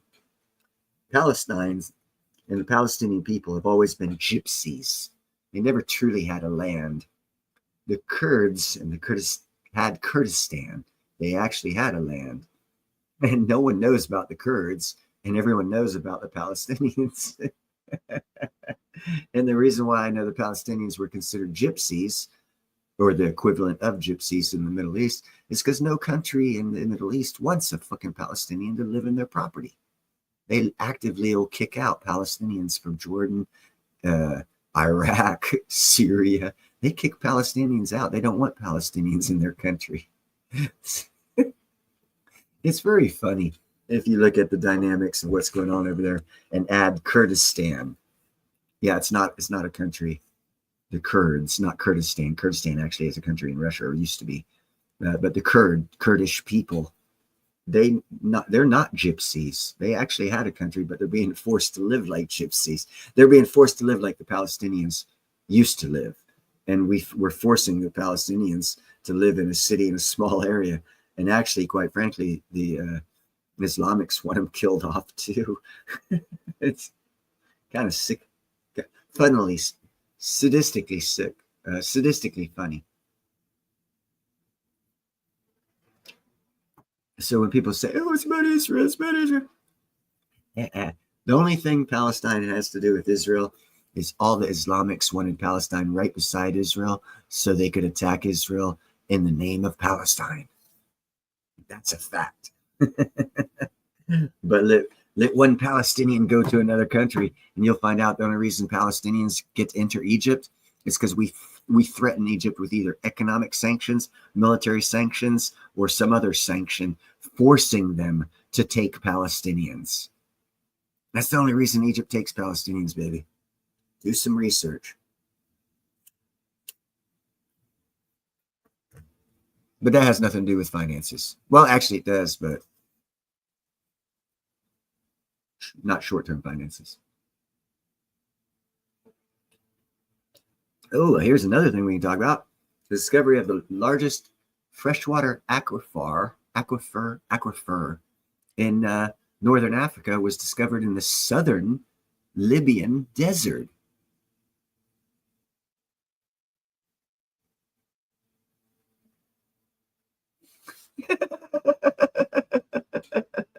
And yeah, and what did they do? They voted for Hamas to run their government. Okay, no beautiful beaches for you. No soup for you. Anyhow, back on Libya. The discovery of a freshwater aquifer in the deserts of North Africa is revolutionary, game-changing for city development and infrastructure development in North Africa. And Libya, actually, the government of Libya controls it. So I foresee with what's going on in the Sahel nations of Burkina Faso, Mali, and Niger, pushing out the Islamic extremists northward, actually towards Libya, with the discovery of this freshwater aquifer. Big money's going to come in and want to do building and development, make money and stuff like that. So they're going to push the Islamic extremists westward and southward. So they're getting pinched right now, which means the Islamic extremism in the next couple of years, probably 10 years, it'll be non-existent about next decade.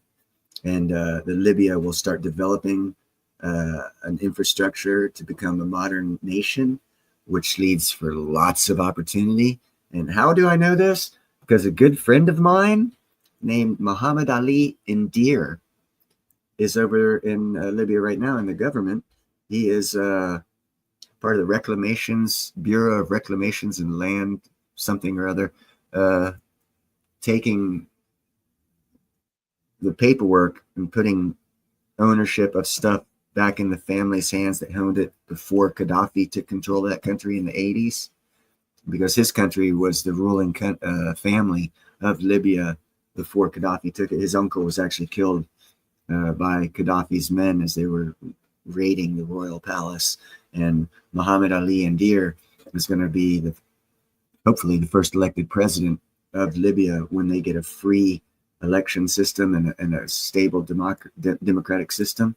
And I'll be able to build over there on their coastline, on the Mediterranean coastline that has never been developed by modern development as far as for housing and resorts.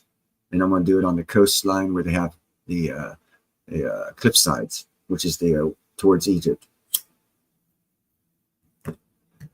But that'll happen probably in 10 to 15 years. But I already made those moves ahead of time. See, positioning. I had to cut off contact with Muhammad Ali and Deer when he got sent to Libya because, well, not when he got sent there, but when ISIS attacked and started coming back into that country, they started monitoring his communications, and he couldn't have a Christian friend because it would have threatened his life even more. So we broke communications for that. But as soon as that's over with, we're going to reestablish communications. He'll remember me. Everyone remembers me.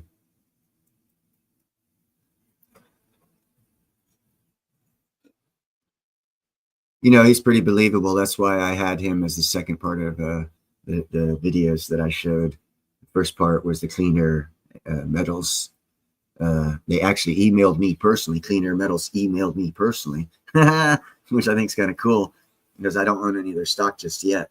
And I'm still pushing their company like a motherfucker because it's the next greatest thing in platinum mining.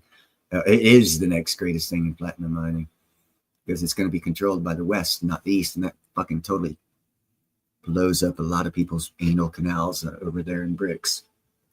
And people don't even realize the financial implications of that. I do. But a lot of these people that are on YouTube, big YouTube shows, they don't understand that. They haven't done the research personally themselves to know that the future technologies are going to require so much more platinum than we have right now. It's going to be in such demand. The first thing that's going to happen is the price is going to go through the freaking roof until Clean Air Metals is on full operation and cranking it out, and then the price will lower back down. And that's the future of platinum. It's yet to come. I see it. I'm salivating at it. Hasn't happened yet, so I'm just a nutcase talking crap right now. And after having said that, I'm going to throw up this right here. Don't listen to me. I think everything I say is bullshit. It's for fun. Make sure not to listen to me.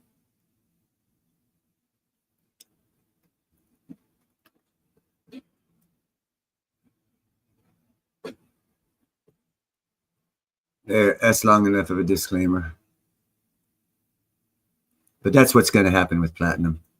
Because it's already happened, actually. It's the funny thing, it's already happened.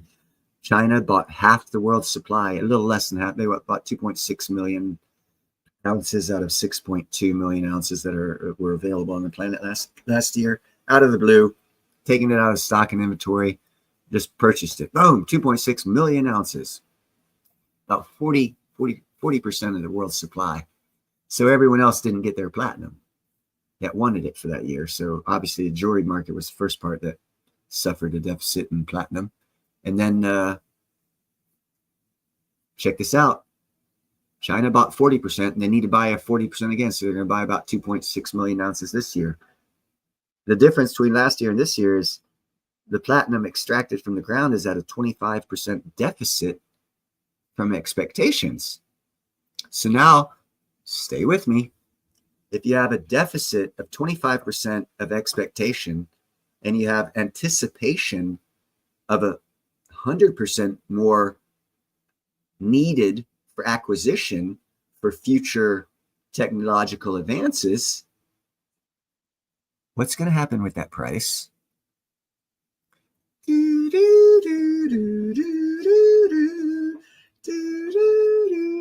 Boom! Explodes, goes to the moon. And then it comes back to realistic numbers relevant to the actual situation. $6,000 an ounce platinum. When? Not 100% sure. I don't have a crystal ball that gives dates. I only see pathways. And that's the pathway I see. And it is lining up perfectly for it to come true. So, you know, either I'm a nutcase and you don't believe a fucking thing I say, or get yourself some platinum. Or at least buy some. No. If you ain't going to get platinum, waste the money in buying Clean Air Metals stock. Because if you have $1,000 for an ounce of platinum, I'd put that $1,000 to that stock, because it'll pay off a lot better than that ounce of platinum. And that's another look at arbitrage. Well, I got $500. I could get a half ounce of platinum. Well, hold on now. $500 will get you like 10,000 shares of Clean Air Metals. In 2 years, you'll probably get $1,000 a share. So you'll get $10,000 in dividends if you buy 10,000 shares at 4 cents or 3 cents. So actually, more long term, you'd be more beneficial taking that $500 instead of buying an ounce of physical platinum and buying $500 of that stock at 3 cents. Because in 5 years, it pays $1 a share dividends. You have 10,000 shares. Your $500 just made you $10,000, and next year $10,000, and next year $10,000 until they raise it to $1.50, and then it'll make you $15,000. So you got to look at how long term that money can be spent to your best advantage. And quite frankly, if you only had $500 to invest in half ounce platinum, I would suggest invest it in Clean Air Metals. Invest it in the platinum miner that's going to give you that platinum to buy, because that dollar will go further for you. And that's where you can't be a maximalist of anything, because the opportunity lies in several different areas. As far as precious metals, I'm the prince of platinum, and I'll tell you right now, I would prefer buying that platinum stock over actual platinum.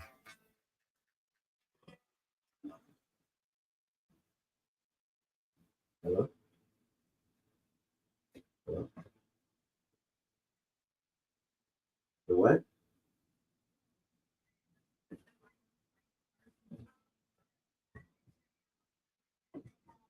Oh, okay. That's probably a weed eater.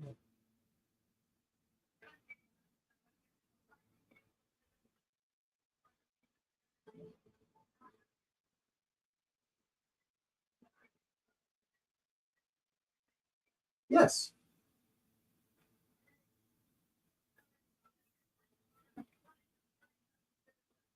Not a problem. Talk to you later. Bye-bye. Sorry, guys. I had to take that phone call. Rather awkward. But my weed eater head, I've been waiting for 2 weeks, came in. I haven't been able to mow my lawn in 2 freaking weeks. It's killing me. So later today, I'm going to be weed eating the lawn. If indeed that was the weed eater head that came in. It's supposed to have been here by the 5th, so hopefully it is.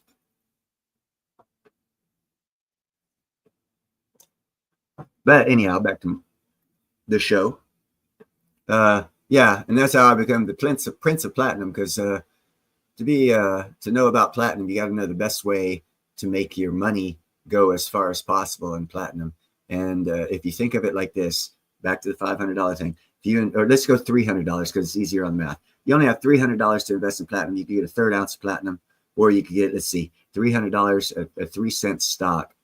So that would give you 30 per dollar, 300, 3,000. You could get about 10,000 shares of Clean Air Metals for around $300. And now, keep that number in mind. You have 3,000 shares of Clean Air Metals at 3 cents a share for $300, right? But now you got to look at the history of platinum miners. When Impala Mines and Anglo America Mines started 50 some years ago mining platinum, or however long ago it was they started, and then they got on the stock market, you look at their price of share and how the evolution of that company went from its inception to the death of that company, which all companies, they go up, they go down when they're miners, because, you know, you mine this crap out of the ground, it's gone. You either get more or you're out of business. So if you look at the progression of that company, Clean Air Metals should follow a similar progression as the top 1 and 2 miners on the planet, stock-wise. Get a coat. So if you look at the Impala and Anglo America's stock price from inception to when they got to $40 or $50, and see when they started paying dividends, you know, it might have been at a $5, $6 range. They started paying dividends. So if you have 3,000 shares for $300 of something that in 5 years will pay you $1 a dividend, that gives you $3,000 in 5 years. What will that 1/3 of ounce of physical platinum do you in 5 years? If it goes up tenfold, you have the exact same amount of money in 5 years. But on the 6th year, you'll be losing money if you had to have 1/3 ounce of platinum over the stock. So for a longer term play on money, if you look at it, it would be better to buy the stock over the physical metal, depending on your level of income and availability to invest and how much you have to invest. You have to be more thoughtful of your investments the less you have to invest. So even though people call me the Prince of Platinum, I would not suggest buying platinum in certain scenarios. I would suggest buying the platinum stock because it long term would do you better. But that's just the way I see things. And like again, just jump that over to crypto. I would suggest buying ADA because long term and probably within, let's see, probably 7, 8, 10, probably 4 or 5 years, they're going to be giving loans to these students that they're tracking, and their whole business platform, their whole business platform their conception that they started their business off of will come through fruition, and they will actually be a viable digital bank that gives out loans.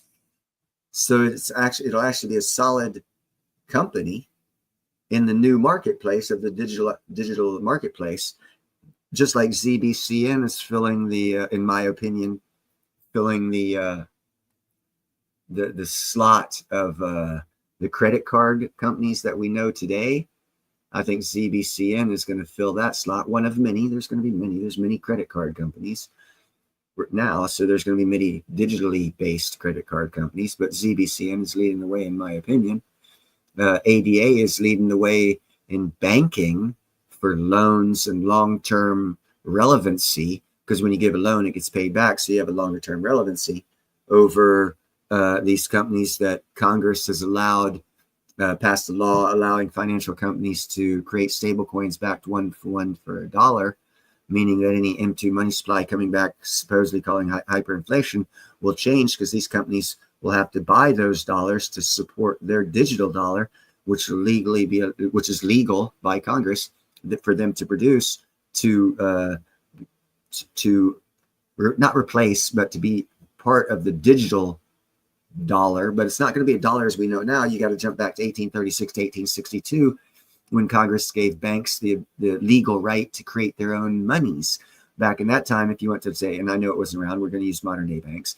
If you went to, like, say, a Bank of America back in 1836 to 1862, they would have a Bank of America US dollar bill. If you went to Chase Bank back then, they would have a Chase Bank US dollar bill. If you went to Wells Fargo back then, they would have a Wells Fargo US dollar bill. And they would all be competing for the consumer, giving higher interest rates on loans, not on loans, on savings, and lower interest rates on loans, competing for the consumer. The consumer during that time period made so much freaking money. We were so rich back in those days. And then they changed the system. So you can anticipate, since Congress has made it legal for financial institutions to create stable coins backed one-to-one with the dollar, that system will probably go for about 25 years. And for 25 years, next 25 or 30 so years, due to this new addition or layer to the economy of the digital economy onto our regular economy, that'll be the advantage for the consumer, and the everyday Joe will have a better life. And that's well and good, but those people that want to excel will even be doing better. And if you see these things coming, like I know PayPal's shown interest in creating a stable coin backed one for $1. So if you have like 7 companies creating digital stable coins backed one for $1, as all this money, supposedly M2 money supply, supposedly coming back into America, flooding us with inflation, these companies will be buying the hell out of it, because the more dollars they have to back their stable coin, the more stable coins they can sell, which means the more profit they're going to make. So now you've got something that's never happened before on a quote unquote hyperinflationary scenario, when M2 money supply is supposed to come back and flood us in, along with other things to make that not happening. This is just another safeguard to make sure that doesn't happen. And that's why I think right now we're going through what I call the silent depression 2.0. Well, nothing's for sure, Zardos. Nothing's for sure. This is just what that's why I got out there. Don't listen to me. This is just what I see. I can tell you right now, I'm probably right.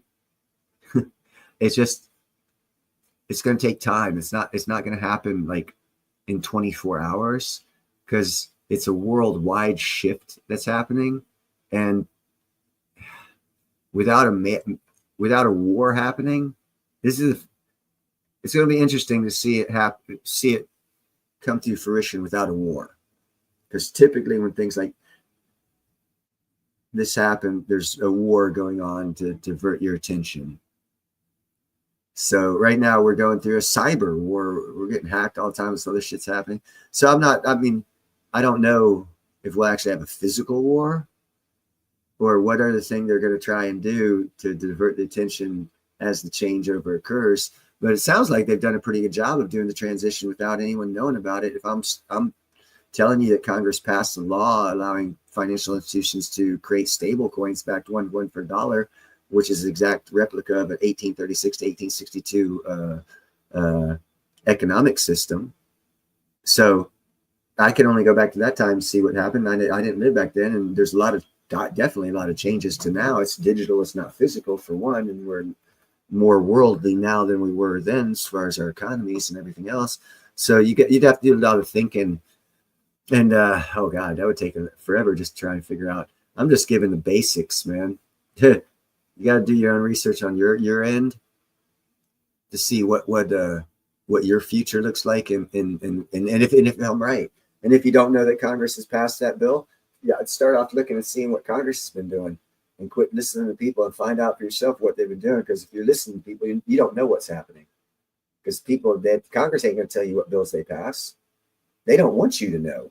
So you got to go look. So if you're not actively looking and you're denying people their opinions because they actually looked, I might be a little more open-minded and look myself. And that's what I suggest everyone do. So do your own research on this. Well, it's not going to be all digital. As I was saying on the indie show last night in the backstage, every economy that's ever been created in human record has been built with a black market environment added to it, because no economy is perfect. So they leave leeway for the black market. They allow it. Every economy does. Do your research. Trust me, it's true from way back into Everland till now. There will always be a black market economy. For that black market economy to happen, it can't be all digital. And for what I said earlier about the gold stuff and the gold backed, or not gold backed, but commodity energy with gold backed dollar system through a digital and physical note, which we'll probably have for about 25 years before we go to a full digital economy. Because before we can go to a full digital economy, we've got to take care of the homeless scenario. Because I can tell you right now, I'll go down, there's probably 100, 200 people, more than that. There's a lot of people I can go talk to that are homeless, and I'll ask each one of them, hey, do you have a credit card or a phone? And a majority of them will say no to both. So how the hell can you start an economy while you're leaving out such a large percentage of your population? So you're going to have to leave a physical bill there to accommodate them, or you're going to have to get them off the streets and make them productive to where they can have the required things needed to be a participant in that digital economy. That's going to take about 25 years. For that 25 years to happen, you create a stable coin backed by the dollar, allow financial institutions to do it, and you have a recreation of the 1836 to 1862 economy, which for the consumer American was an awesome economy.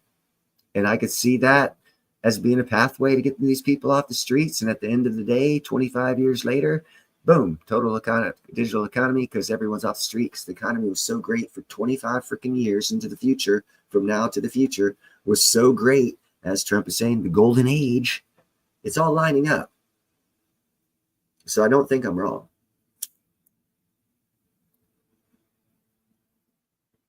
Especially with what Trump said about Alabama.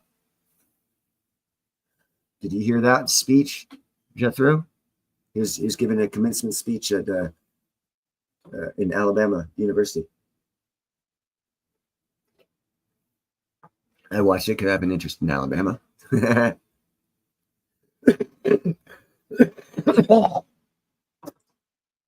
Actually, everything he said helps my companies out that I want to start down there. Which just leads me to believe that I'm definitely moving in the right direction by going to Alabama. Very much so. I'm going to be so wealthy. I hope every one of you guys are too. I truly do. That's why I do these live streams. I'm not making money at this. I've done all this research my whole life, man.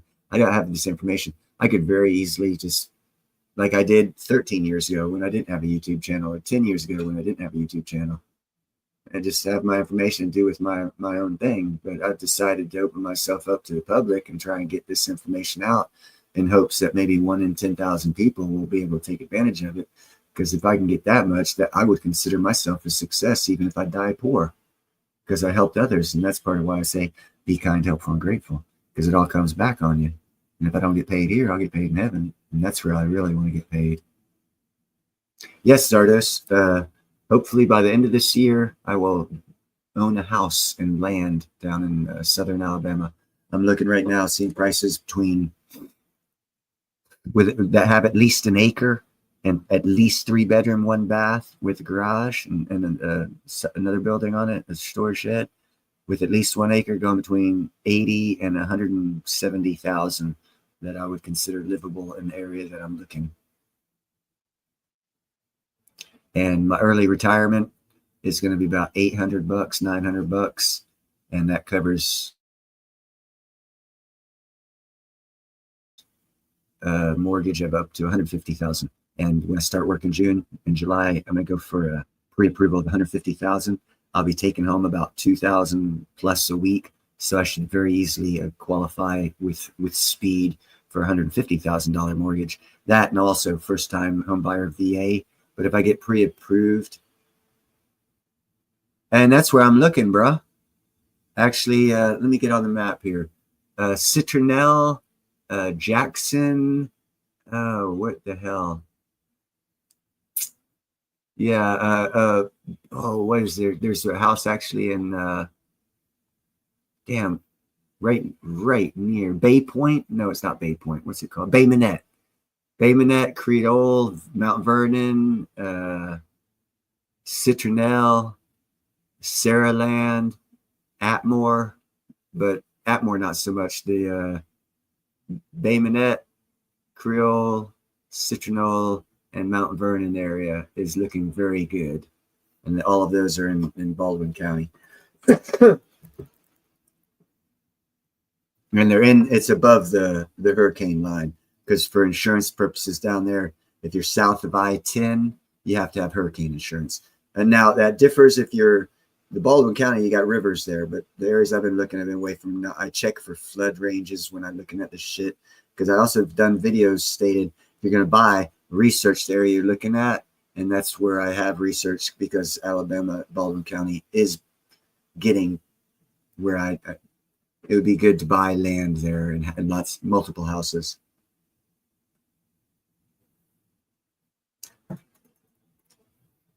But I wasn't going to tell people that, but thank you very much, Jeff. I just tell people other reasons to go to Alabama, not specific counties. Narc out my good fucking spots. It's also got clean air down there. Some of the cleanest air in America. That's something they don't tell you. You want to know how I can legitimately say that?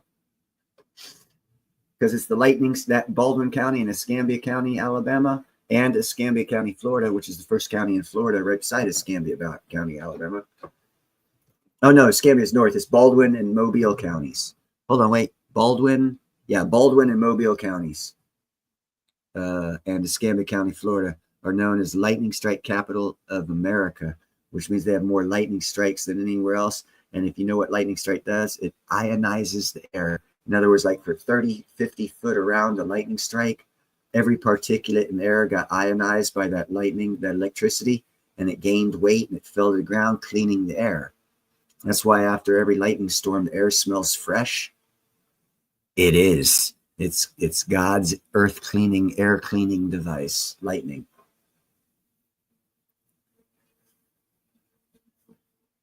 Well, I didn't check the map again because I'm screwed up on that Baldwin County, because I've been looking heavy for that area, and my brain's. I know Baldwin. I can't remember if Baldwin County is right beside Escambia County, Florida. And this doesn't give the counties.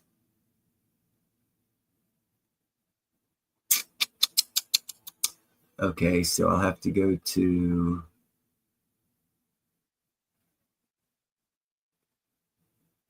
let's go to this one here. I'm checking counties.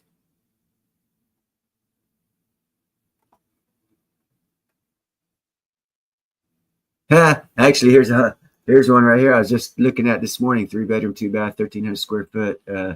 It's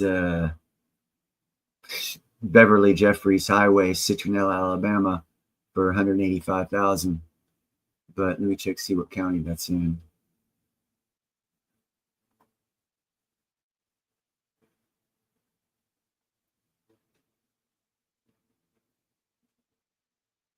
It doesn't say the county.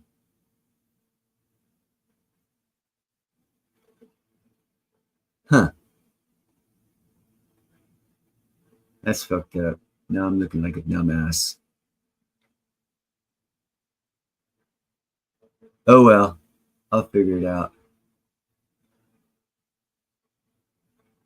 Nah, Nichols up north. He's in like South Carolina or something like that. North Carolina or somewhere around there. No, I have to be close to Mobile because I'm going to start my catamaran company. And I want to build it in either Mobile or Pensacola, Florida. Yeah, Mobile County. Okay. Yeah, I'm looking at Mobile County, not Baldwin County. But my friend's got land in Baldwin County. And then right beside Baldwin County is Escambia County, Florida. And north of Escambia County, Florida is Escambia County, Alabama. That's what confused me.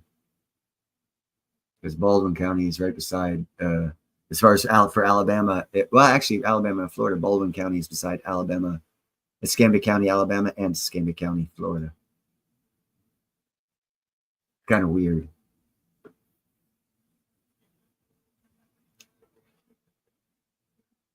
Yeah, he's north. I knew he was north.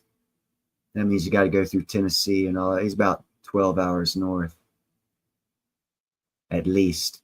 Go through those mountains, and the Appalachians might be a little longer. It might be 16 hours. All right. Well, I think I've given y'all a whole bunch of good informations about micronuclear, about our economy being hijacked financially back in 1995. Now I think we're getting back on top of it. What else did we go through? Told you about the email I got from Clean Air Metals. Talked about different investment strategies. And I still have Don't Listen to Me up there because I don't give financial advice. I thank each and every one of you for stopping by. I'm going to end this stream right now because I'm going to go see if my lawnmower weed eater head came in, and I want to weed eat my yard. I appreciate every one of you coming in, wasting your day with me, and I hope you have a good one. Talk to you later. Bye-bye.